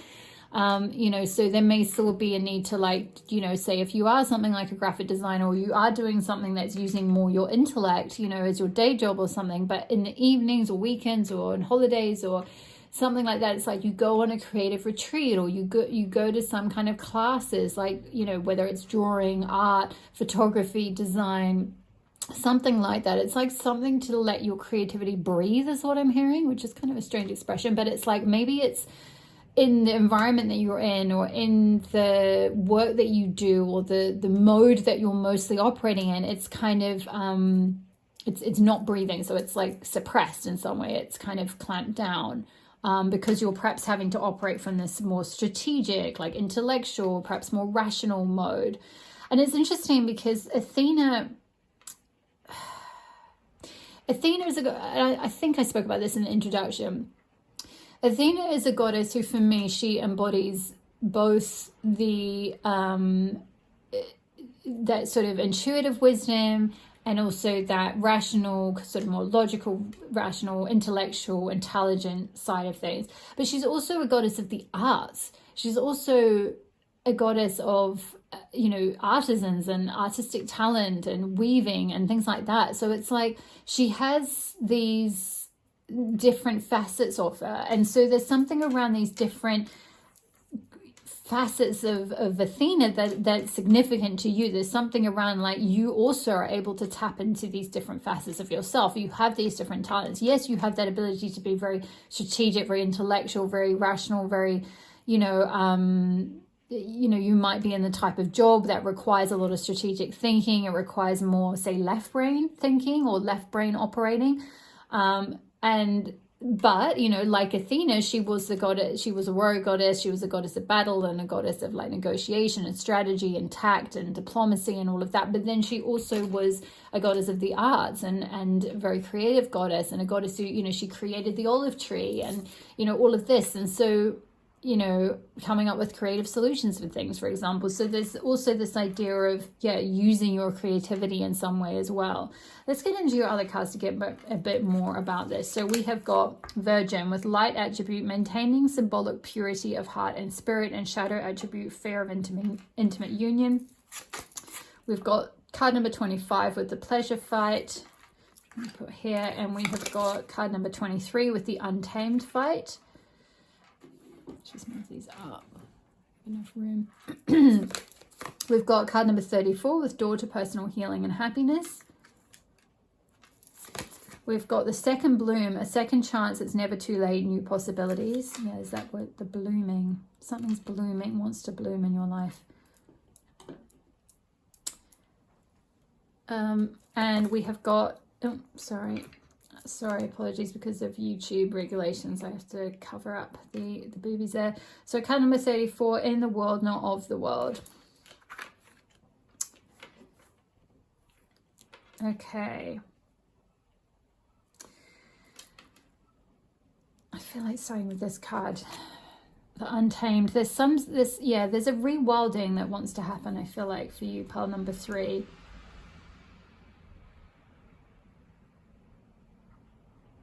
There's something about like connecting to this instinctual nature. We've got the wolf here, which sort of symbolizes that instinctual, wild, instinctive, free roaming kind of energy, like not being tamed by anything anymore, not being controlled by anything anymore. There's something in you that wants to be released, that wants to be expressed, that wants to be experienced. And we've got the pleasure fight as well, card number 25. There's certain things that, yeah, your soul longs to experience and try. And I feel like they're going to be very healing for you. Some of you these may be ages 23, 25, 34. Some of you may be around those ages. We've got two, oh my gosh, we've got two 34s. So the number 34 could be a significant angel number. I don't know off the top of my head what that means, but one of you might feel called to look that up.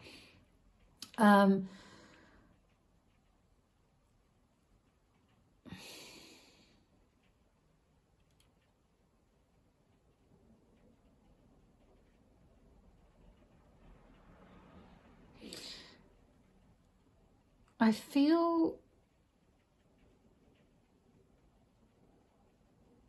like with this Virgin card here, maintaining symbolic purity of heart and spirit, the way she's got her arms folded over her body, I kind of feel like it's like this energy is the opposite of this energy, this blooming energy, which is like very open. See her hands, I don't know if you can see that. In this card, her arms are out and her palms are open, and she's like blossoming like this rose. In this card, her arms are closed around her body, like closing herself off.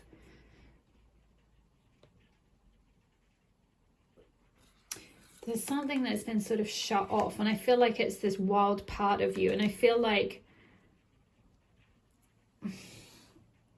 your victory, if you like, or you stepping into a path where you truly feel like you're victorious in your life, you're, you know, it's not necessarily successful in a like sense of how we've been conditioned by society to define success, you know, which is often related to material things or status and things like that. I feel like for you, victory or success is more about this personal healing and happiness. What really makes you happy? What really lights you up? What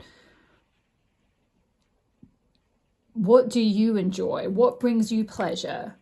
What is your wild self wanting to experience? What are your instincts telling you about something? What do you want to, like, if you were untamed, if you didn't have these, you know, the bills to pay and the you know, the responsibilities and obligations and all of that, and all the conditioning that you have about what you should do, and all the sort of like how you should operate in society and Like, if you didn't have all of that, what would your wild self, what would your soul self, what would your inner child self, if you like, most want to do, or most want to experience? Or what were the sort of dreams that you had when you were a kid of like, oh yeah, I always wanted to like go traveling, or I always wanted to write a book, or I always wanted to be an artist and like, you know, or be a photographer, or you know, design my own home, or whatever it might be, or many number of things. It's like, what would bring you happiness? There's something around like reclaiming that wild part of yourself, reclaiming that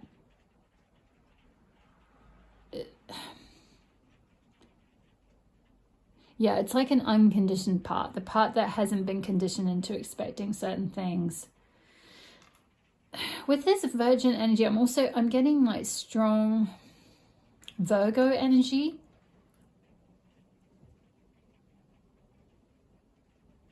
I mean, Virgo as a star sign, the sort of energy of Virgo, the sign Virgo, is connected with the Virgin.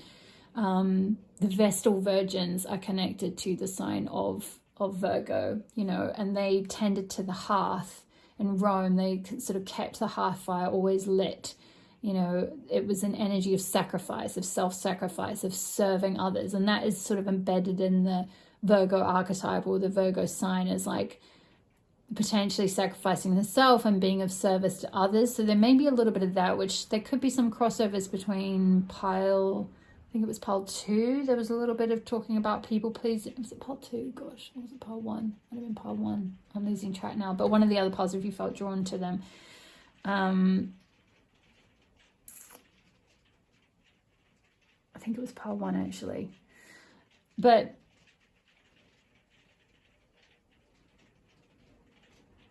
with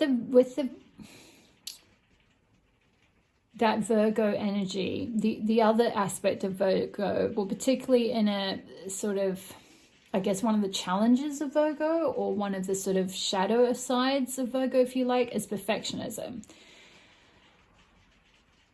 And a sense of, like, with that symbolic purity of, like, everything needing to be, like, as close to the divine as possible, like, as pure as possible, as perfect as possible. So there may be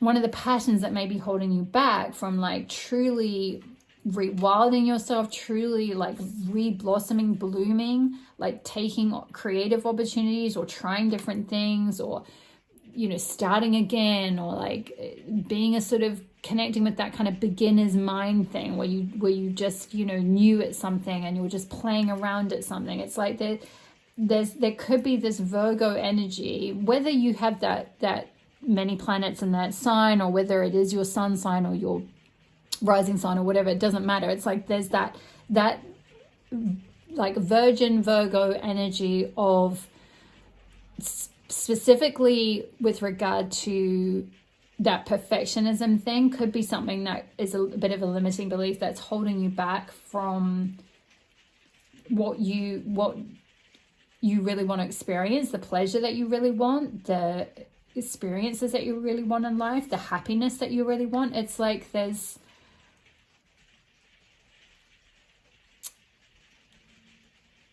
this fear of all of that. There's this fear of really getting stuck in, of really, like, I'm hearing getting messy with life, like really just going out in the wild. It's like there's this tamed sort of, it's like a structure around you where it's like tamed, concealed, or like kind of,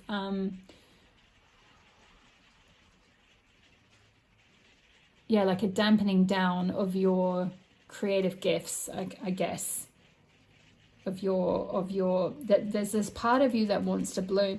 For some of you with that, a second chance, it's never too late. For some of you, it could be that you're a little bit older. Maybe some of you are in your 30s, 40s or older. 34 could be quite significant, and you might feel like it's too late to kind of rewild yourself, or to like follow what you feel called to follow, or what, you know, would bring you happiness, or what would bring you pleasure. It's like, oh, well, I should have done that in my teens or my 20s. Like, it's too late now.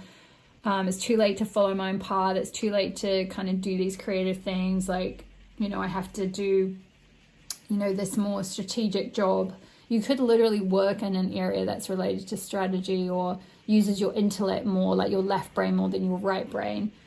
Or uses sort of skills that come very naturally to you, but also aren't really like your full, again, it's that, like we were talking about Athena and her full capacity. It's like, yes, she does have that strategic side, but she also has her like intuitive wisdom side, but she also is like, you know, goddess of the arts, you know, she's very artistic and very creative. So it's like finding different ways to express all those different parts of you, to sort of open to life, you know, with that blossoming energy versus this virgin energy that's very closed off. It's very like self-protected, needing to stay, like kind of stay. It's, if it's not like, if what I was saying about the Virgo thing didn't resonate at all, in terms of like, say, perfectionism or that aspects of things, it could be more staying small, staying invisible, it's like closing yourself off. It's like being, yeah, not blending with life or with other experiences or other people, or, you know, the divine even, or creative gifts. It's like sort of staying keeping yourself to yourself. Yes, playing small, staying small, keeping down. It could be that that's sort of some sort of limiting belief that's holding you back, or some kind of part of you that wants to kind of keep yourself safe, protected, small, shut off. You know, and also this energy, the Virgin, the way she's kind of closed herself off is very opposite to, so annoying that I have to cover this up. It's very opposite to this energy. Also, she's very closed here, whereas here she's naked. You know, it's like bearing yourself to the world, you know, literally jumping in the river, experiencing life, but also like being in the world, not of the world. It's like you have this connection to your soul. I'm kind of getting really like, I'm almost getting more Pisces energy with this card, with the fish there as well. Some of you may also have Pisces really showing your chart somewhere too.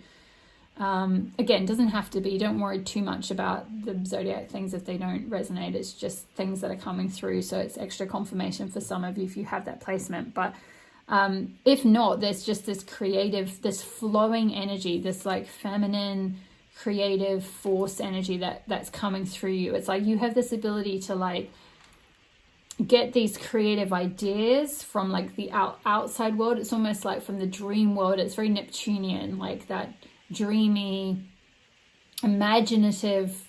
You may have been very imaginative as a child, and then you may have had to kind of shut that down and connect more with your intellect as an adult.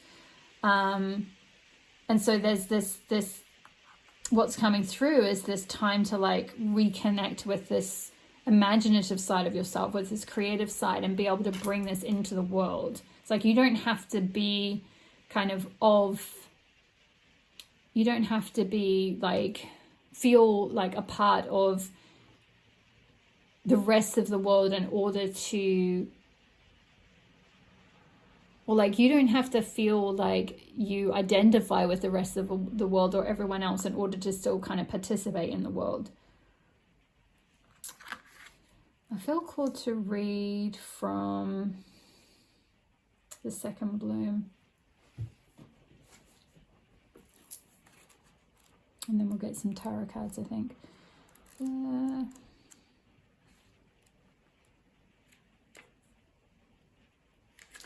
A second chance is never too late, new possibilities. This is a card of second chances, new beginnings, regeneration, and reinventing yourself. It's never too late to surrender to what's blooming within you.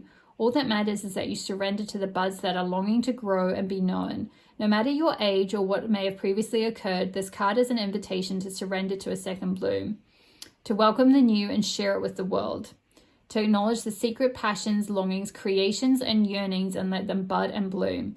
If we properly allow things to end, new beginnings will always come. If we surrender to the cycles of life after winter, spring will always return.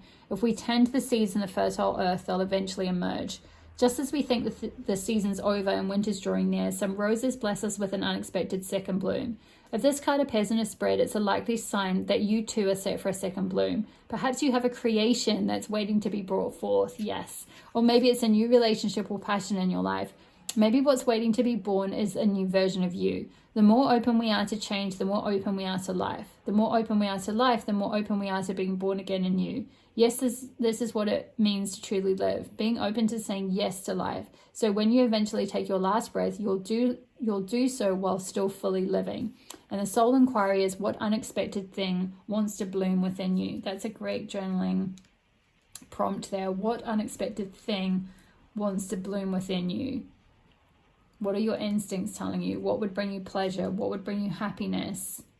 And I feel like, incidentally, what will bring you happiness will also be very healing for you as well. We've got the rainbow here, which is like symbolic of, you know, the beauty and peace and everything that comes after the rain, after like a period of sadness or release or purging or letting go of something.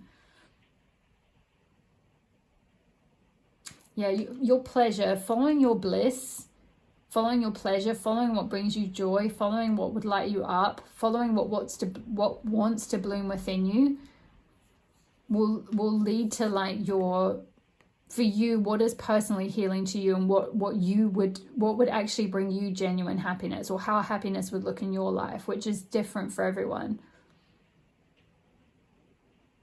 I'm also seeing the peacock here, which is symbolic of, you know,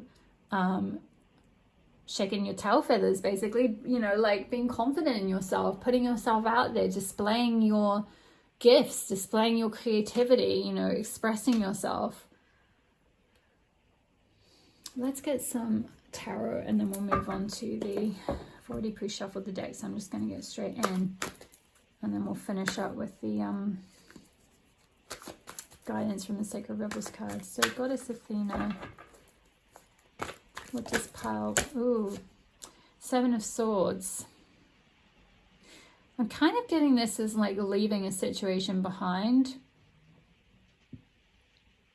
taking your skills. I'm sort of seeing these swords as like knowledge that you've gained, skills that you've gained, wisdom that you've learned, taking it all with you and leaving, and like following your, with the stars being here, it's like following your destiny, following this more windy road towards like your personal healing and happiness. And also like she's going out, it's like she's going from a closed room out into nature, which is like that untamed energy. It's like following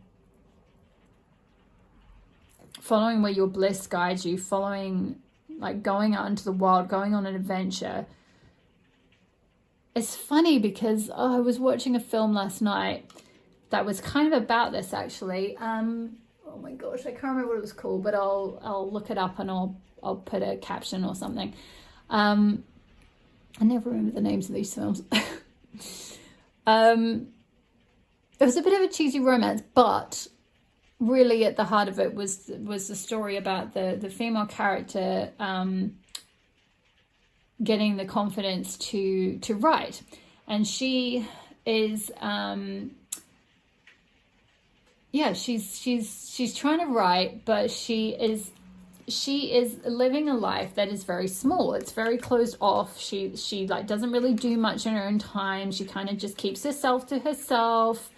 That symbolic purity, you know, she just kind of doesn't share her energy much or go out or experience things or, you know, have many hobbies or friends or go on any adventure. She kind of keeps herself very small. And her agent, after she submits a book, her agent tells her that she is, unfortunately, no publishers have picked it up, and that her writing is good, but it's small. Her book is smaller, her writing is small. And she's like, what do you mean by that? And he's like, well, what did you do last night, for example? Or what did you do over the past week? And she's like, oh, well, I went to work and then I came home and I had dinner and I watched a documentary about sharks or something. And he was like, okay, well, you know, you need to get out and experience things. You need to go out into life and like try things and meet people and have adventures, and that will infuse your writing. Like that will like shape it and give it some, you'll have more ideas for things, and it will, you know, give you more ideas, or like it will make your writing, I guess, like flesh it out more and make it feel more real, more authentic, you know, more like big. It'll resonate better with people. It'll kind of be bigger in a sense. And she was like, okay. And then in the end, I won't tell you the story in case you want to watch the film, but she ends up going on a big adventure, and then she writes a really good story and it gets picked up by a major magazine. And she eventually has success in that.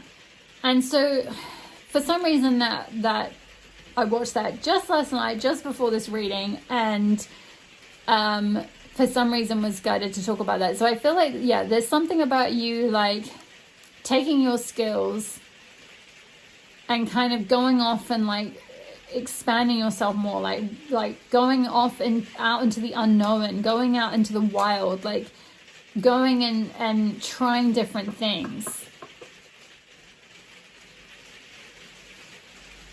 to like allow this thing that wants to bloom within you to bloom. And it could be something like a book. For some of you, I definitely pick up a strong creative vibe from this pile. So it could be like a book, it could be some art, it could be, you know, a new business idea, it could be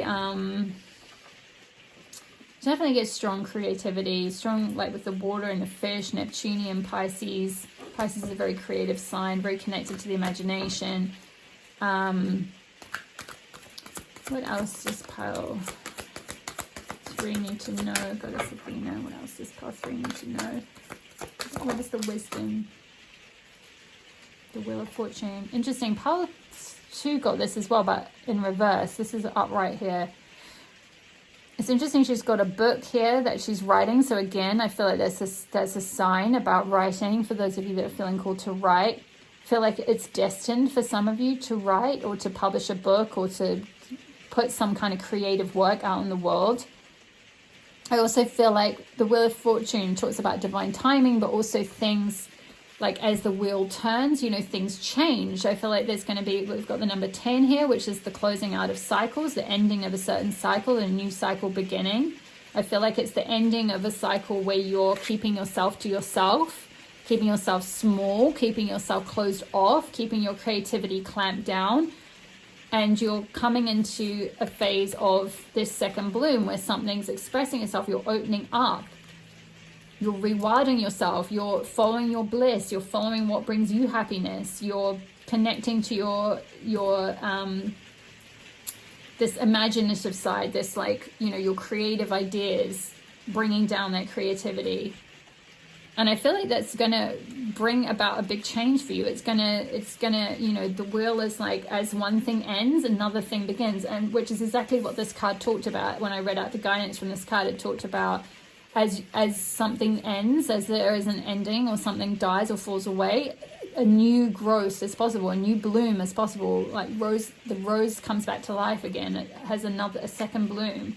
So it's like you might feel that, you know, you've used up all your energy kind of doing some sort of a certain path or a certain job or role in your life where you've had to use that intellect or something more. But I feel like there's going to be a change, there's going to be a shift, there's going to be an opportunity for this more creative energy to start to come through.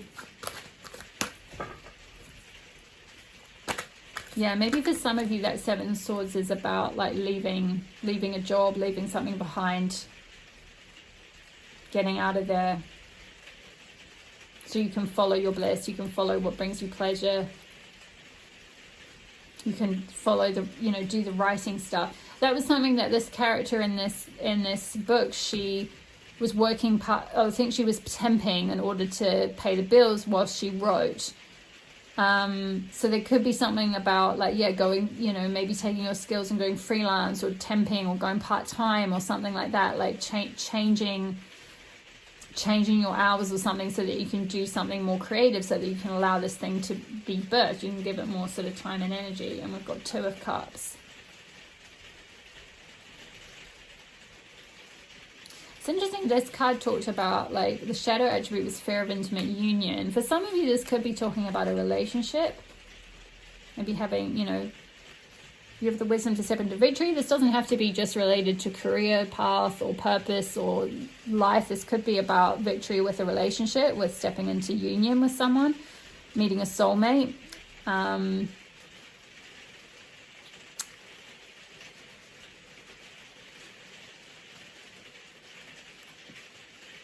I mean, the guidance still applies. Like, you know, it's never too late. There's new possibilities. Something is ending, so something else, you know, you're maybe leaving something behind to have this new union, this new relationship with someone else. But if it's not specific to a relationship, which I feel like for most of you, this isn't necessarily about a romantic relationship or soulmate relationship or anything. This is more about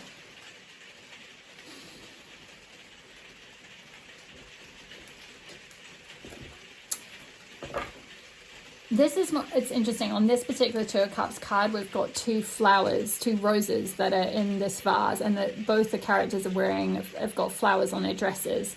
And it's very sort of, they're very creatively dressed. I feel like this is like you partnering with your creative self. If this isn't to do with partnering with an actual other person, this is like you developing a relationship, cultivating a relationship with your creativity, with your you know, with that like higher self, that imagination, that imaginative part of you that wants to come through, that creative part of you that wants to come through. Let's get one more and then we'll finish up for the sake of rebels. One more card. Athena for pile 2. What is the wisdom that needs to come through? An Ace of Cups. Yeah, I mean, this is new beginning. We've got the end of a cycle, number 10. 7 of Swords, leaving something behind. You know, she's literally leaving a building and taking her swords and going off into the night, into the wild. And then the Ace, which is a new beginning. Ace of Cups in something that is emotionally fulfilling, something that, you know, lights you up, something that fulfills you, something that brings you joy and happiness, something that you love, something that fills your cup up. And we've got the lotuses here. Lotus is a symbol of like, well, healing essentially. You know, they grow through that murkiness, right? They grow through the most incredible, like, murky pond environment to then like bloom as this beautiful flower on the top of the water. So there's something you've had to like really grow through, some difficult circumstances, but I feel like you can use those in your creative work, whether it's in your writing or art or whatever it might be. You can use those circumstances and like really blossom from those beginnings. I feel like whatever this path is, whatever following your bliss is and opening to this and letting this thing bloom is definitely going to be very healing for you. It's definitely going to bring this I feel like, you know, this is the hand of the aces in tarot. They usually show like the hand of God, goddess, or the universe, or whatever you like, coming out of the clouds, like coming out of this time of like confusion and not knowing what to do. And it's like, here's an opportunity, here is an offer, here's something that, you know, here's some support for you to do something related to whatever their suit is. So for cups, it's about love and emotions and emotional fulfillment and happiness and joy. So it's like, here's an opportunity, here's something that will bring you happiness and joy, and you'll love it.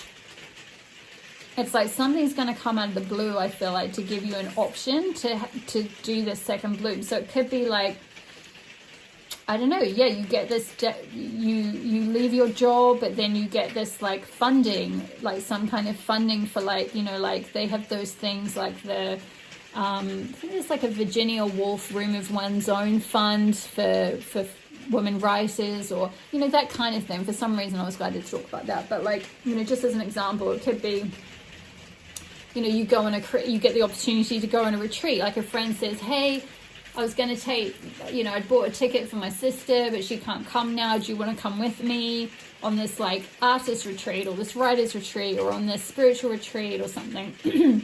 Excuse me. Or, you know, you get made redundant from your job, but you get a big package, like a big payout or something, which gives you the time and space to like focus on something you really want to do, like focus on finding what brings you pleasure, finding what your bliss is, like rewilding yourself, like trying something different, trying something new, connecting with your creativity. Because previously you've maybe done that, you know, always followed that kind of what is the best path, you know, what would make the most money or what would be the most stable, secure, you know, and that very sort of strategic thinking, that very left brain thinking. But now I feel like you're going after what actually brings you happiness and following what you're meant to bloom in the world. So let's finish up with the in the world, not of the world cards. So 34.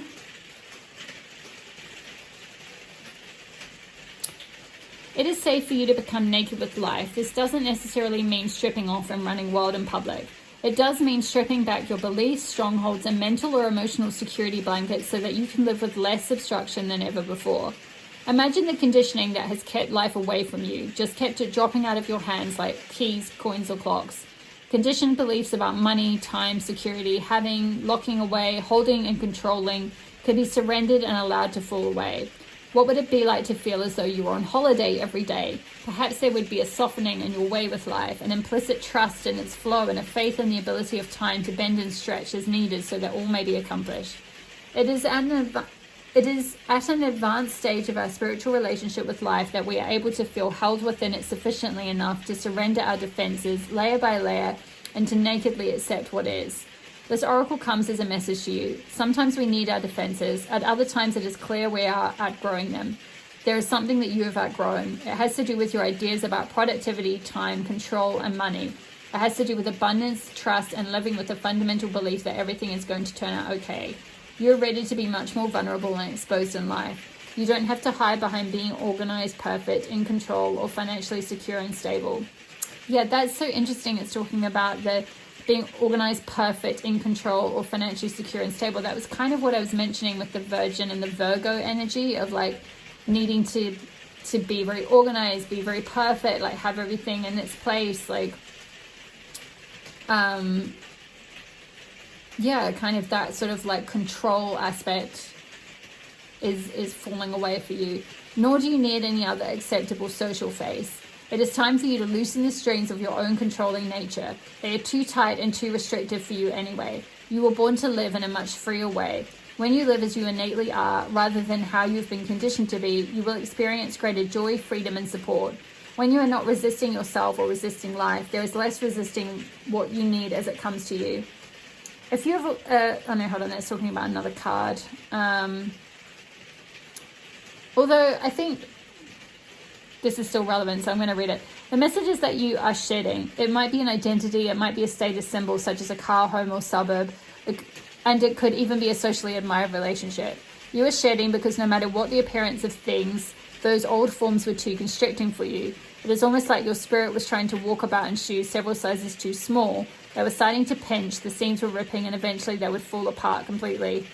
Likewise, you are being stripped of internal beliefs that are failing you, perhaps externally as well. Whether this seems to be your choice or not, make no mistake, it is your own spirit in cahoots with the loving spirit of life that has brought this situation about. So you are being guided to trust. If you have also drawn the oracle of trust yourself, then you are not only being guided to rely on life, but also on your own inner knowing, because at some level you get it. You understand and know that this is all freeing you. After letting go, there comes a temporary emptiness that provides a greater space for fulfillment to come forth. What was I saying about the fulfillment, emotional fulfillment with the Ace of Cups? That is what's coming for you. And the healing process is, imagine you are running naked into a sea, ocean, river, or waterfall. Be cleansed, feel it happening, be with it, and enjoy the sensation of it. Feel freed of any weight that you no longer need, be it physical, emotional, mental, or spiritual. Let go on all levels.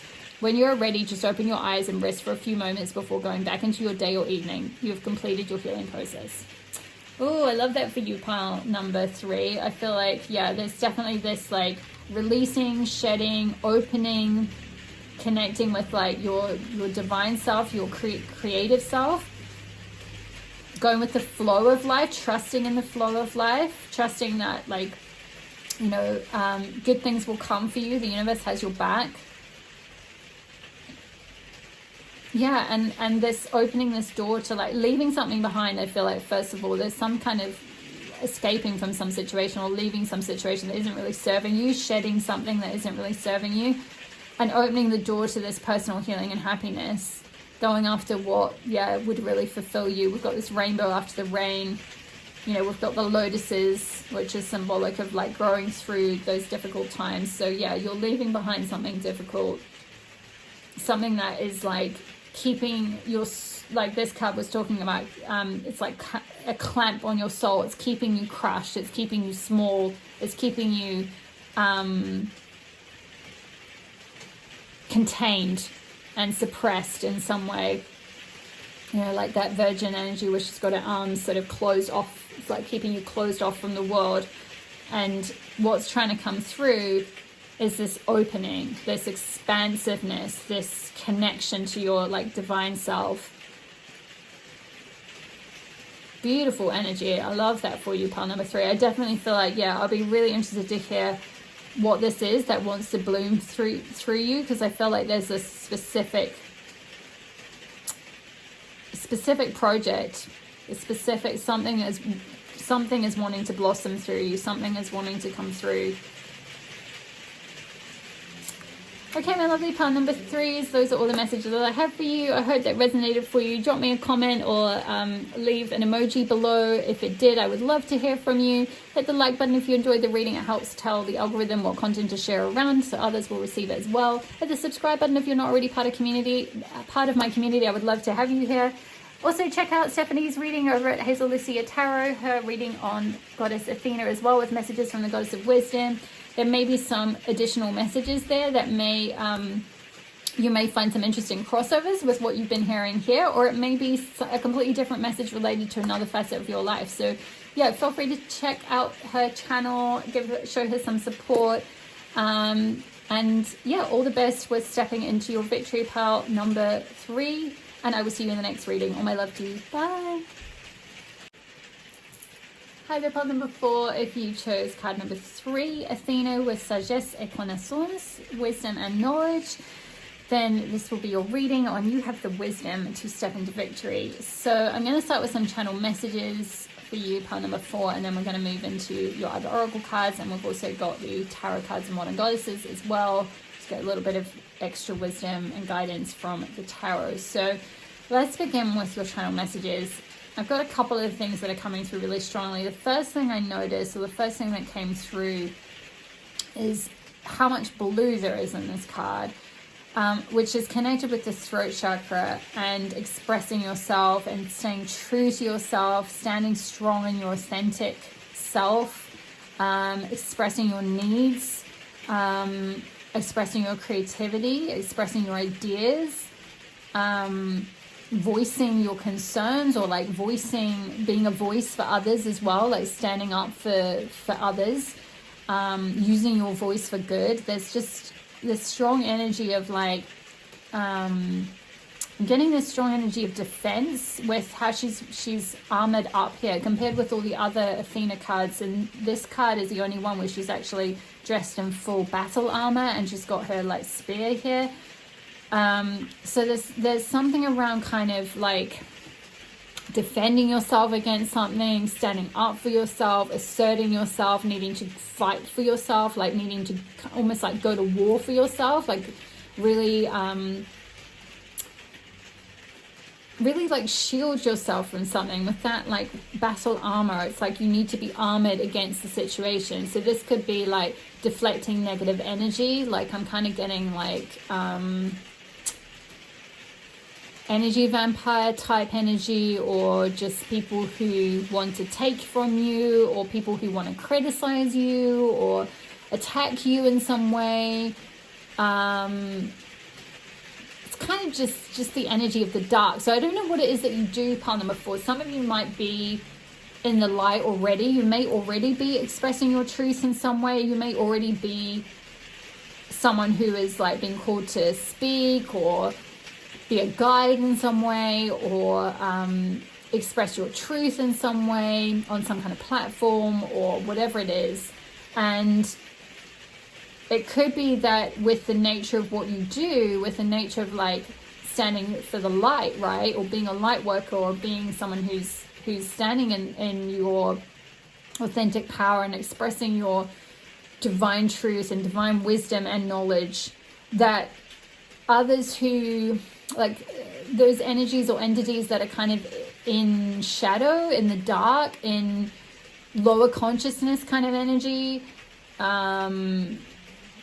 like sort of dark forces. This is strange. This is not really an energy I normally channel, but the reason the reason it's coming through is because I know that this is something you're dealing with, pile number 4, or you have dealt with, or it's just something that like this energy kind of wants to come in and like take from you or attack you or kind of try to pull you down. And so there's this strong message coming through from Athena around like armoring up, and not armoring up in a way where you sort of cut off your vulnerability and you cut off your heart and you cut off your compassion and you are sort of aggressive in how you've armored up and you're kind of going to war to kind of attack others. No, it's not that. It's like you still stay centered in your empathy, in your compassion for others, in your yeah, in your vulnerability, and your, like, you still have that beautiful emotional side of you, which is like, you can still kind of see underneath that armor, like there's still this kind of soft goddess in a way under there. You know, she's got like a floral headdress, and she's got a floaty purple scarf here. You know, she's got the owl, which is symbolic of wisdom, being able to see the truth in all situations. So there's still this kind of feminine, nurturing, self-nurturing certainly, but also being able to nurture others, being able to see where others are at. You know, with the owl, it's like you can see everything, you can discern, and you understand like who to trust, who has your back, who maybe like doesn't have your best interests at heart, things like that.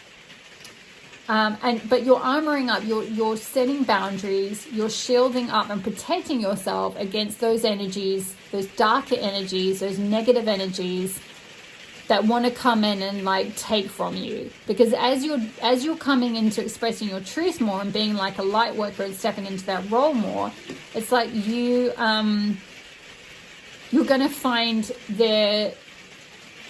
you're going to maybe meet with some resistance. You're going to maybe meet with some energies that don't really like that and want to kind of come at you. And so there's this need to kind of like shield and defend yourself and protect, you know, certain truths, right? It's like your truth may not be for everyone. It may be that you need to discern who and what is appropriate to share. You know, like for example, where I was talking about vulnerability, it's like not everyone is meant to hear certain vulnerabilities or certain things around certain experiences. It's like discerning who and what can be trusted. And that's where, like with the owl on her arm, it's like your inner wisdom can help you discern like who to trust and where you need to be armored up and where you need to defend yourself and protect yourself. Like she's got this like spear at the ready.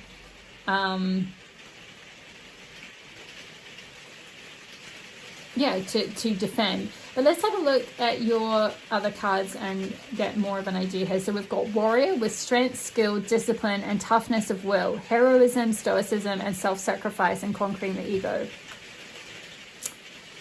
And the shadow attributes are trading ethical principles for victory at any cost, indifference to the suffering inflicted on others. I'm not going to go into that too much today because I don't feel like any of you are in that shadow attribute. I feel like this is more about the light, stepping into the light attribute of being a warrior, like the positive attributes of that warrior energy. And Athena is a warrior goddess as well. You know, she is a goddess of battle. She is a warrior goddess. She is a goddess of strategy and strength and skill and discipline, all these things. You know, she helped many heroes in many of the myths. So there's something you're being asked to be a warrior for. There's something in your life. I feel like it's kind of, I'm hearing like warrior of the light. Like I'm definitely getting strong light work energy or truth, you know, someone who speaks your truth, someone who shares the truth, who communicates and expresses things. Stands up for others in some ways, like I said, like uses your voice for others. It's like you are a warrior for the rights of others in some ways. Let's get some of your other cards now. We've got 33, the masculine fight. We've got 24, the protection fight. Yeah, I feel like you're a fighter, you're a warrior, you protect. I feel like you help. This is kind of like you both for yourself. You need to protect yourself and be a warrior for yourself and a warrior for the light, but also for others. You are going to be like a warrior for others, someone who protects others. Maybe you do that already in like the work that you do in some way.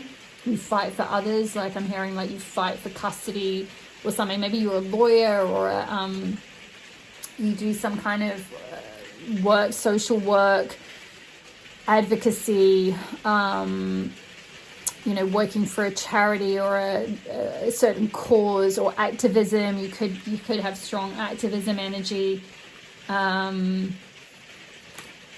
We've got there we go, the throat chakra, 5th chakra, Archangel Gabriel, card number 39 with the blue here. So definitely someone who expresses your truth, someone who's meant to use your voice in some way.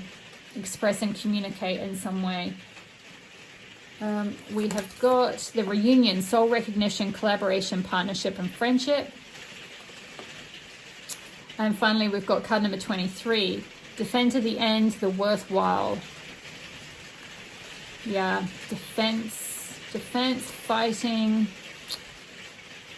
There's a lot around that. You know, we've got, like I was saying, she's in this card, she's dressed in that warrior goddess aspect with her, you know, armor on, the spear. She's got, like, here we've got the masculine fight with the, again with the armor, the battle armor, and then the sword. We've got the protection fight, and then we've got this defend. We've got warrior with his, like, with their spear as well. It's a lot of fighting energy, strong warrior fighting defense energy, needing to defend something. It's like, yeah, there's something that you're fighting for, there's something that you're defending, there's some kind of truce that you're standing up for.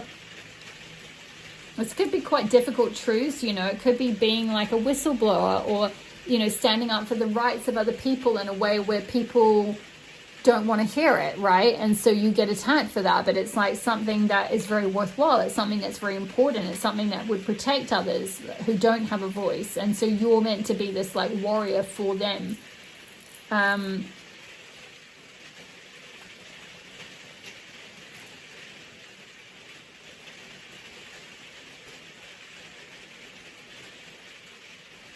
I feel like at this time there is this, with this masculine fight being here, being told by Spirit just to read from the book, I feel like there's this positive masculine energy that's coming through for you to access, regardless of, you know, how you identify. It's not about gender, it's just energy that's coming through. The masculine is every bit as present in your psyche as is the feminine, but like a wild beast, it can manifest in myriad ways. In a healthy psyche, it's the kind father, loving, protective. There's that protective energy. And we've got the protection fight. Being protective for others is very important, yeah. In a healthy psyche, it's the kind father, loving, protective, powerful, and willing to watch over you with adoration. In a wounded psyche, like in a wounded culture, the masculine principle typically takes the shape of a drill sergeant, that critical voice within that mirrors so much of the toxic patriarchy we were raised in. It demands our compliance, smallness, and submission. You are the only one who can invite this presence to come out of the mist and present itself clearly, so you can review what healthy characteristics need to be honed and which unhealthy traits need to be healed. Contact the masculine presence inside of you to discover your next move. Interesting.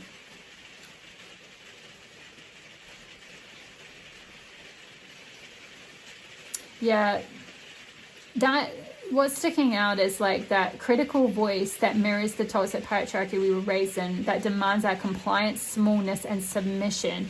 There's something here around like not submitting to something, fighting for something, fighting for your rights or for your voice or for your expression, defending something that's very worthwhile, not letting yourself be suppressed or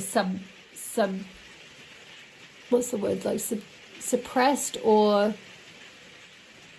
being forced to be submissive.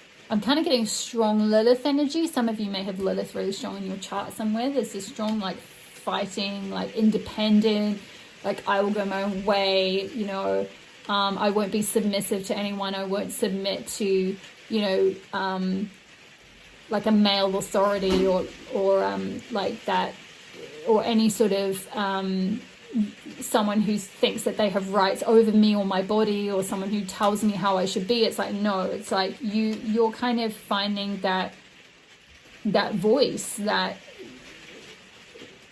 where you're going to stand up for yourself, you're going to assert yourself, you're going to express your needs, you're going to defend yourself.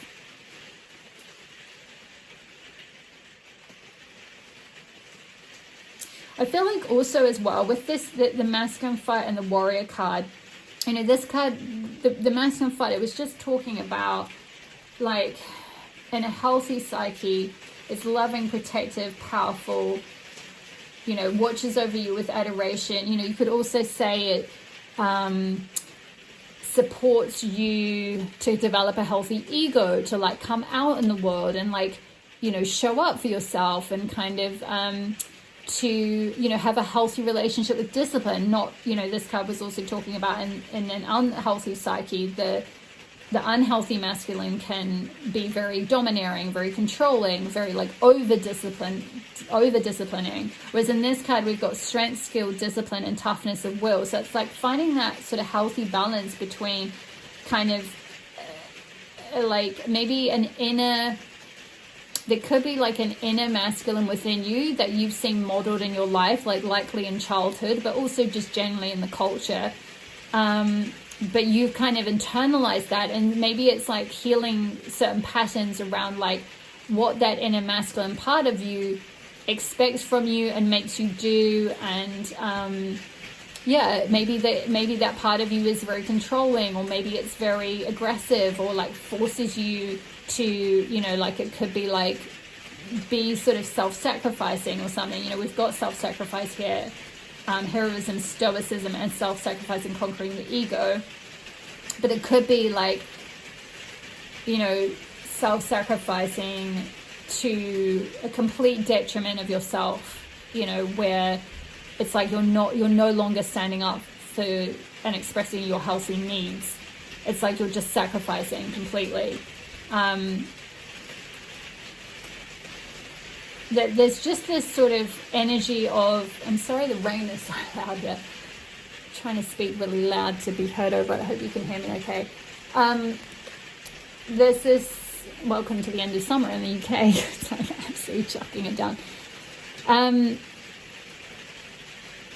There's this energy of like, yeah, coming to terms with, what I'm hearing is coming to terms with like a patriarchal wound, a father wound, or yeah, a wounding to like your inner masculine side, and developing like a healthy masculine that reveres and respects the like feminine within as well. Yeah, it's finding that balance. It's something related to discipline. I'm kind of getting strongly. It's this discipline. You know, what maybe there could be patterns of workaholism, or like being overly disciplined with things, overly controlling with yourself in relation to things. It may also play out that you attract partners like that in romantic situations, or even bosses. You know, quite often we can sometimes subconsciously attract bosses that are similar to dynamics that we've had with parents, if there's some unhealed wounds there.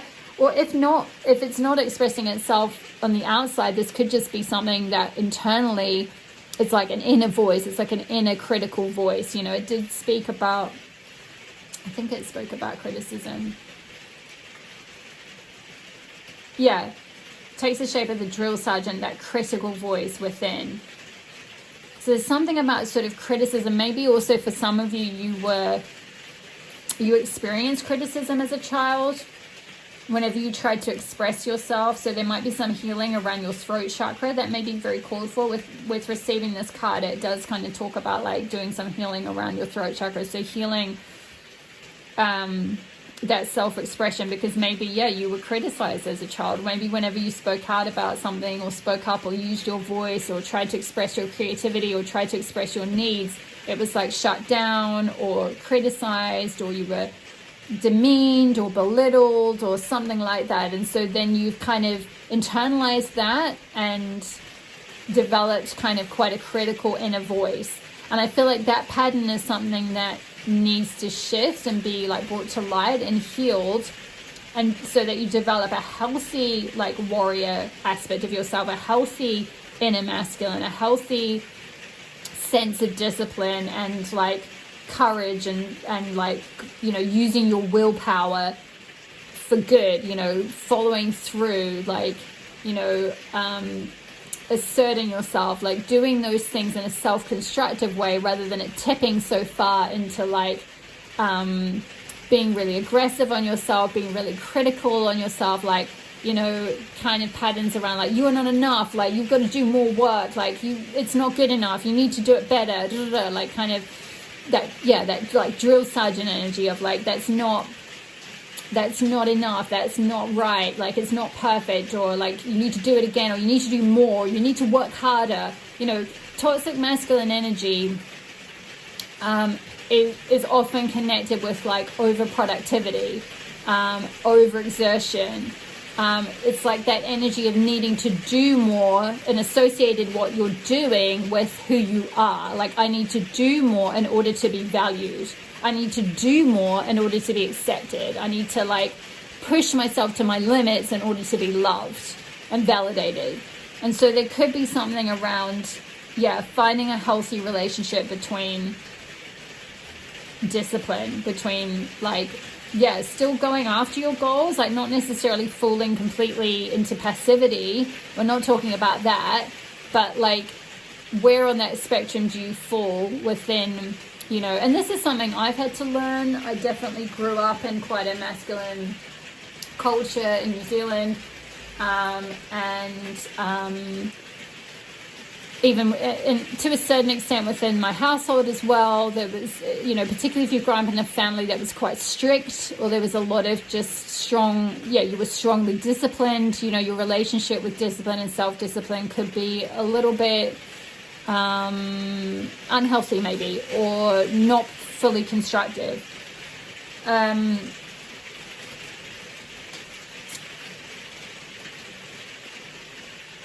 I feel called to also read. I'm being told to read from the interesting. Okay. Okay. So the protection fight. This is interesting. I kind of initially read this card as talking about like protecting yourself or protecting others, like being that sort of warrior for others. But what's coming through is like protecting an idea, maybe. So we've got, this is a time for discretion, whether you are working on a new project, idea, vision, or harboring thoughts of creating a new relationship or business. Be careful who you share with right now. Discretion is called for. That's so interesting. I think when I was channeling, I was talking about discretion. The owl can see who to trust, can see all sides, can see the truth of a situation. So it's like you can use your wisdom, your discretion to know what you should share and with who. It's saying, hold your enthusiasm close, guard your treasure, keep your own counsel at this time. If you're not fostering new fledgling life right now, the protection fight also serves as a guide for discernment in relationships. Sometimes we get so hungry for connection and approval, we overshare or give away our gifts to folks who are unworthy of our intimacy. This is an invitation to step back and consider how you are sharing. Protect yourself, warrior woman. Yeah. So there is that energy of needing to protect yourself, needing to armor up a little bit, needing to shield yourself. And there are some crossovers with, I think it was pile number 1 who also had that. And it's interesting because pile 1 and pile 4 are the only two Athenas that were wearing any kind of battle armor. Pile 1 had a sort of a breast shield, or a kind of a metallic shield over her bodice, and then she's holding the spear. And in this case, Athena's also holding the spear, and she's got the full breastplate on, the full armor on. So something around like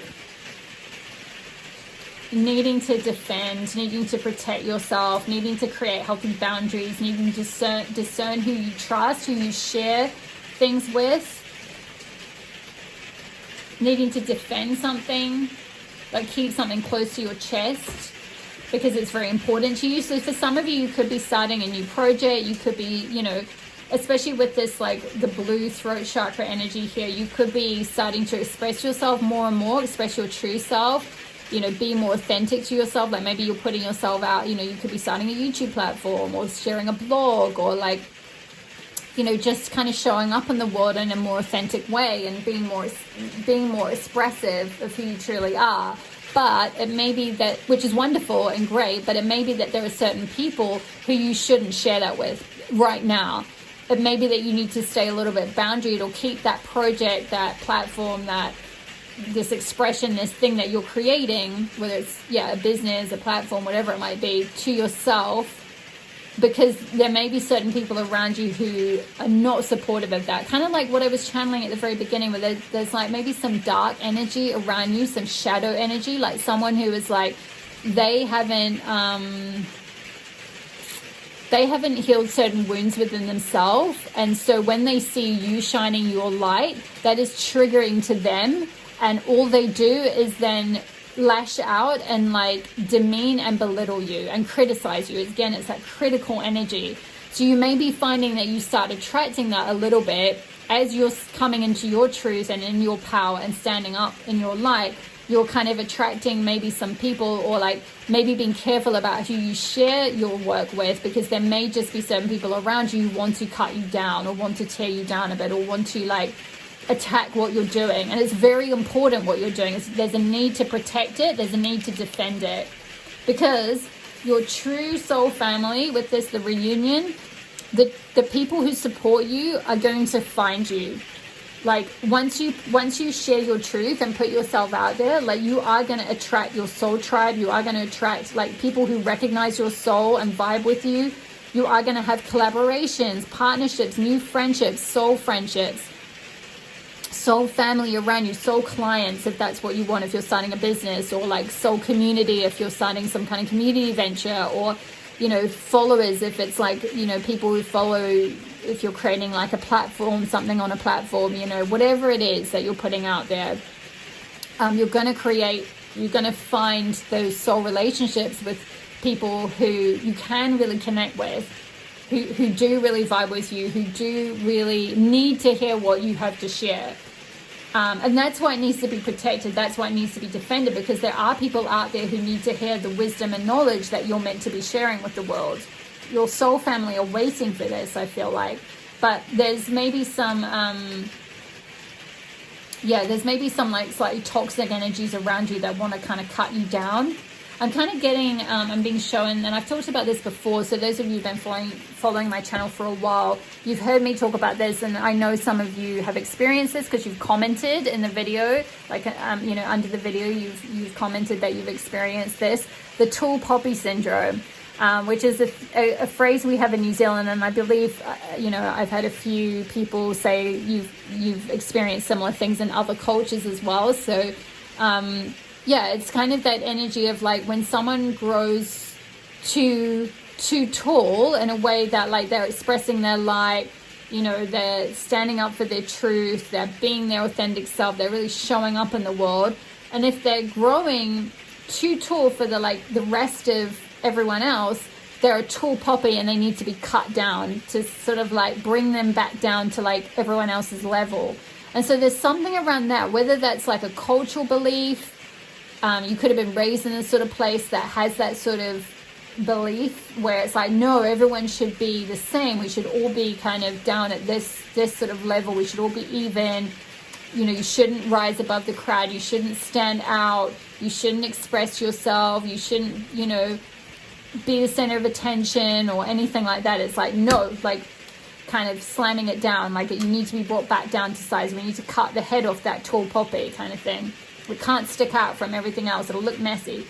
And so there could be a sort of culture belief around that, or it could just be from within your family, or, you know, even within your peer group. It could be something that even you're experiencing now, you know, amongst colleagues or friends even. It's like you want to sort of go forth with something, like express something, you know, show up in the world in a certain way. You know, as this card was talking about, there could be an idea, a business idea, you know, creative idea that you're starting to bring into the world, and some of the people around you are like, why would you do that? That's really stupid. Or like, no one's gonna want to watch that. Like, you know, what is the point of it, kind of thing, like really negative or something. And it's because there's like jealousy there. It's like unhealed envy, unhealed jealous wounds, where like they want to also be given the permission to step into their light and shine and like express their truth and be their authentic self and express their creativity, but no one's given them that permission. It's an unhealed wound, and so they're projecting that onto you, seeing you starting to come into your truth and do all these things, shine your light. They're like, no, and it's just old wounds that they're like projecting, right? They're just like, don't do that, like stay down. So they're trying to like minimize you, or trying to like belittle you, or like try and put you off, kind of thing. And so it's very important to like stay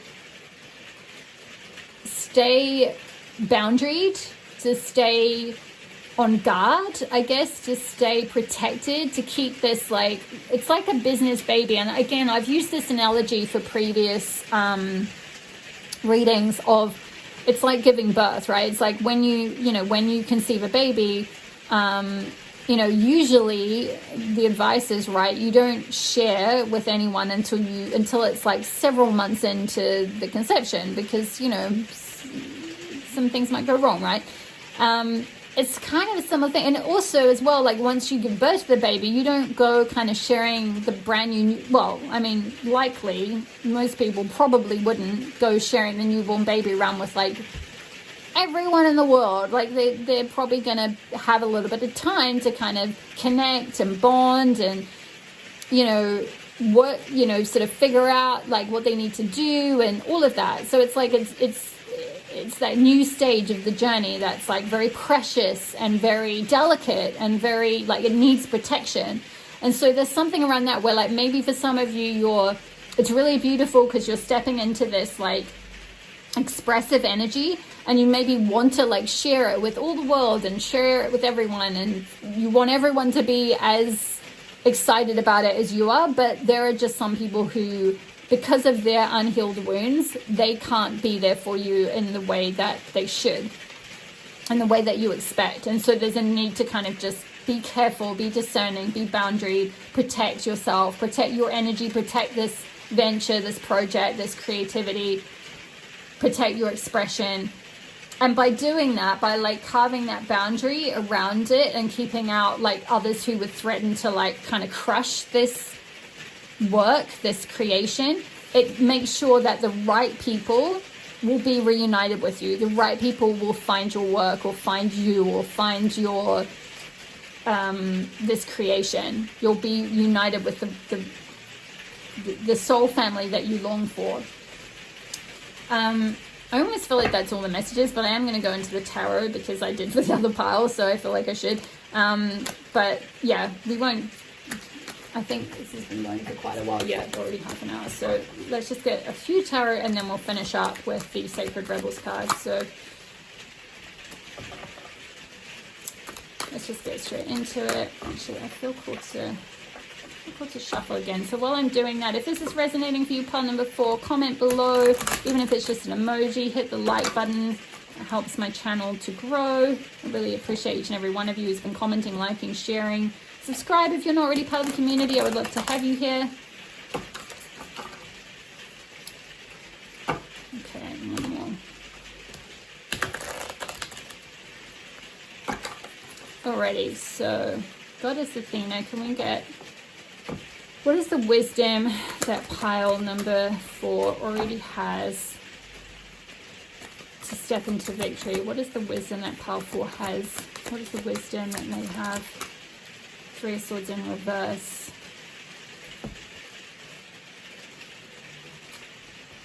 I feel like you're not letting pain hold you back anymore. You're not letting wounds from the past hold you back. It's like you're letting go of those swords that have been like piercing you and kind of holding you in place and keeping you down, keeping you wounded, keeping you stuck. You're just letting that go. And these beautiful like rainbows are coming out of, after the rain, and we've got you can hear the rain because it's really, really loud for your pile number 4. So yeah, you could have been through quite a tough old life there, pile 4. I'm sorry if you've gone through, some pain and heartbreak and difficulties, particularly if it has been either within relationships or within family. It could have been sort of some kind of toxic masculine energy there. There may have been some wounding that has happened in your life that I feel that you're letting go of. You're moving past it. You're dropping those swords. They're no longer keeping you held in the past. You're transmuting it so that you can fully express yourself. This is coming out over the 5th chakra card. And the 3 of Swords is also coming out over the masculine fight card. So yeah, there may have been some wounding. Okay, let's get some more.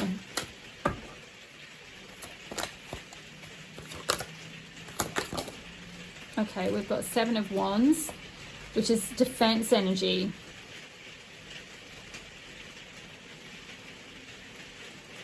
Yeah, it's like standing up for yourself, asserting yourself. It did come out in reverse, but I'm kind of feeling called to leave it.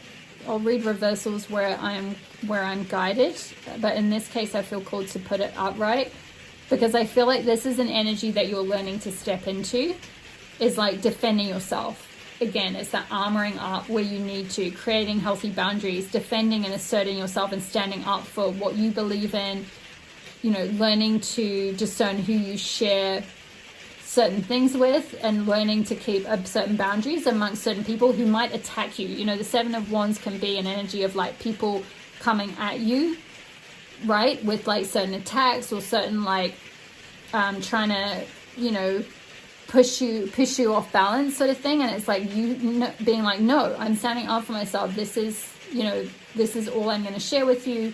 I'm creating a boundary here. Like, this is my truth. I'm following my path.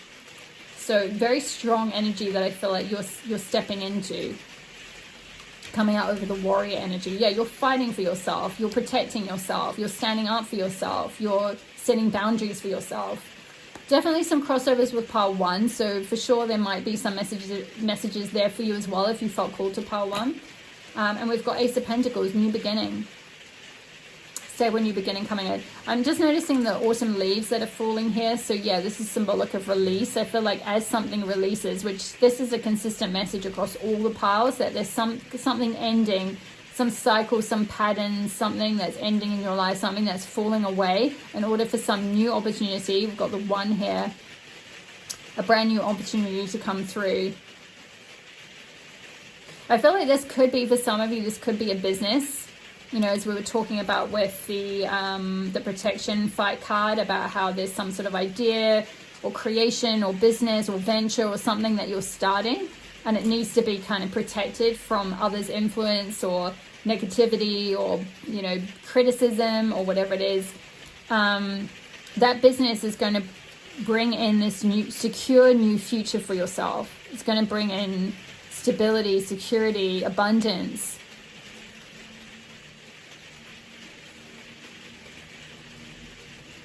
Yeah, there's like a new opportunity that the universe is bringing in. New success. Yeah, new material or financial abundance, support. This is lovely. I love to see that. Yeah, support. And then I was just looking at the reunion card, soul recognition. Okay, any more messages? Where's the wisdom? And, oh, 5 of Pentacles in reverse. Yeah, so for those of you that have been in scarcity mode, struggling on the struggle bus, yeah, in scarcity and lack, limitation, feeling like the universe isn't supporting you, or, you know, that you're not seeing the, like, you're not seeing the support, you're not getting like the clients or the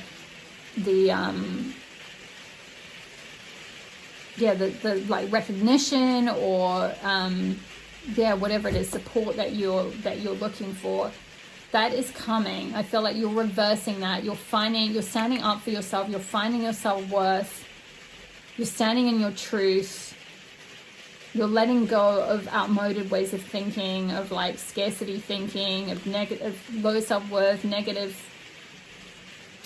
thought patterns. I'm also coming back to when I was talking about the toxic masculine pattern of overworking and overdoing and thinking that you need to do more in order to receive more. I feel like you're reversing a lot of that like scarcity thinking and finding your self-value, finding your self-worth, standing up for your self-worth, or standing up for yourself. Yeah, and we've got, what's the other card? We've got Page of Wands, beautiful. Stepping into your creative power. I feel like you're sort of gradually and tentatively finding your creative power. There's something new that's blossoming here with the blossom tree.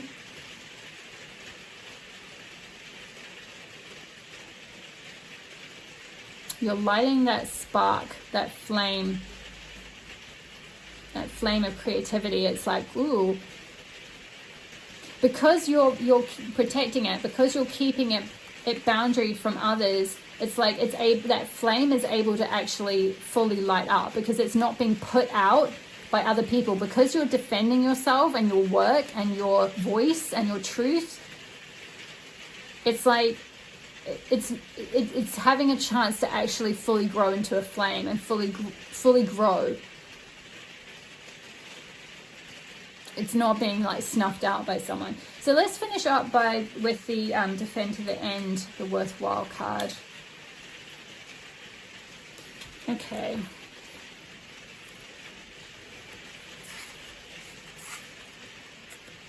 Beneath the illusions, pretty as they may seem, you know what is real. Beneath the lies, sweet though they may sound, you know what is worthwhile. All that is genuinely and truly essential for the heart to throb with life is worthwhile. Anything that dulls it or suffocates its vibrant aliveness must be questioned, challenged, and more than likely cast aside, for the heart is our key to living an authentic life. What is there once that is compromised? Without its foundation of truth, we are to be forever lost in confusion, doubt, and despair. You are a sacred warrior. There we go. Another confirmation about that warrior energy. You are a sacred warrior, a defender of the heart. You have cried genuine tears of your own grief, and also the grief. Yeah, there's that.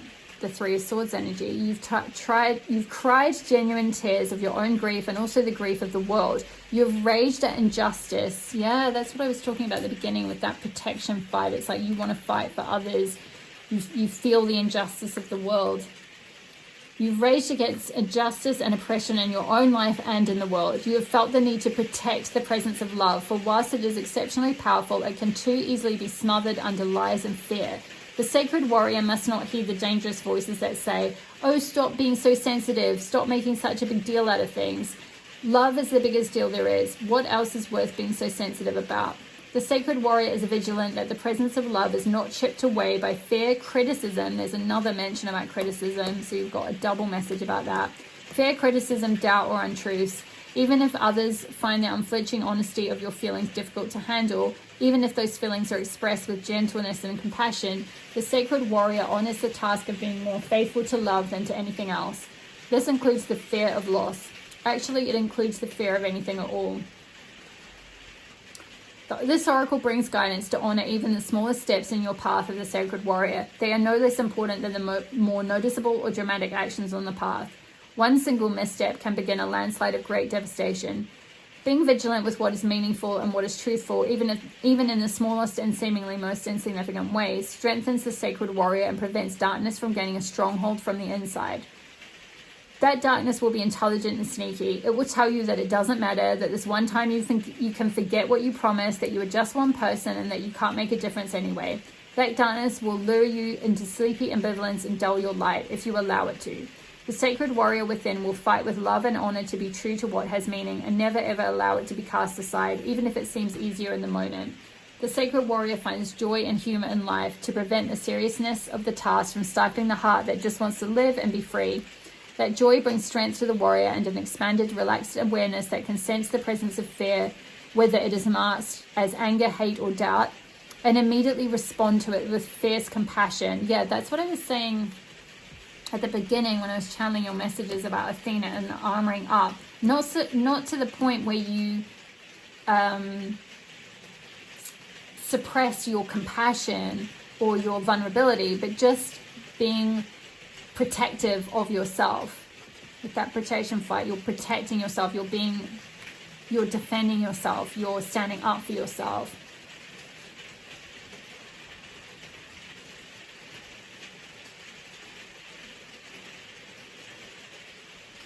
So that you can respond to where you sense that presence of fear. You can respond to it with fierce compassion. The sacred warrior will not allow fear to gain a stronghold within the heart. This oracle has special guidance for you. You are being asked to stay strong and stand your ground. That's that Seven of Wands energy.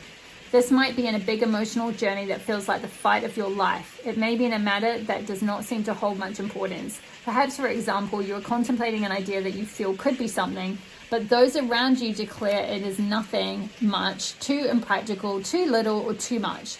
However, what is happening or soon will be happening is worthwhile, so hold tight. Ask for help through the healing process below. Stay true to the sacred warrior of love that you are and defend to the end all that is worthwhile. Okay, so then there's a healing process, which I will hold out to the camera for you to do in your own time. And take a screenshot of that. Okay, my loves, I'm going to leave your reading there. I hope that resonated for you. Leave a comment or an emoji below, as I mentioned before. If it did, don't forget to check out Stephanie's channel, Hazel Lucia Tarot, and the Athena reading that she has put up for this collab. It'll be very interesting to see if you get, if there's any crossover messages, if you get similar guidance, or if Goddess Athena comes through to guide you in some other facet of your life or in some other area. So yeah, check that out, and all the best with stepping into your victory. Keep going. Pile number 4, you've got this. I feel like there's something beautiful and worthwhile that you're creating at the moment, that you're working on. And it needs to be, needs to be protected, needs to be defended, because there's some beautiful creation that you're meant to, that's sparking into life here, and you are gonna have this reunion with this soul family. So keep going, keep protecting yourself, keep strong. Don't let the haters or the trolls or the, those who seek to belittle you or diminish you or shut you down, don't let them win. That's coming through very strongly. So yeah, all the best, pile number 4, and all my love to you, and I will see you in the next reading. Bye.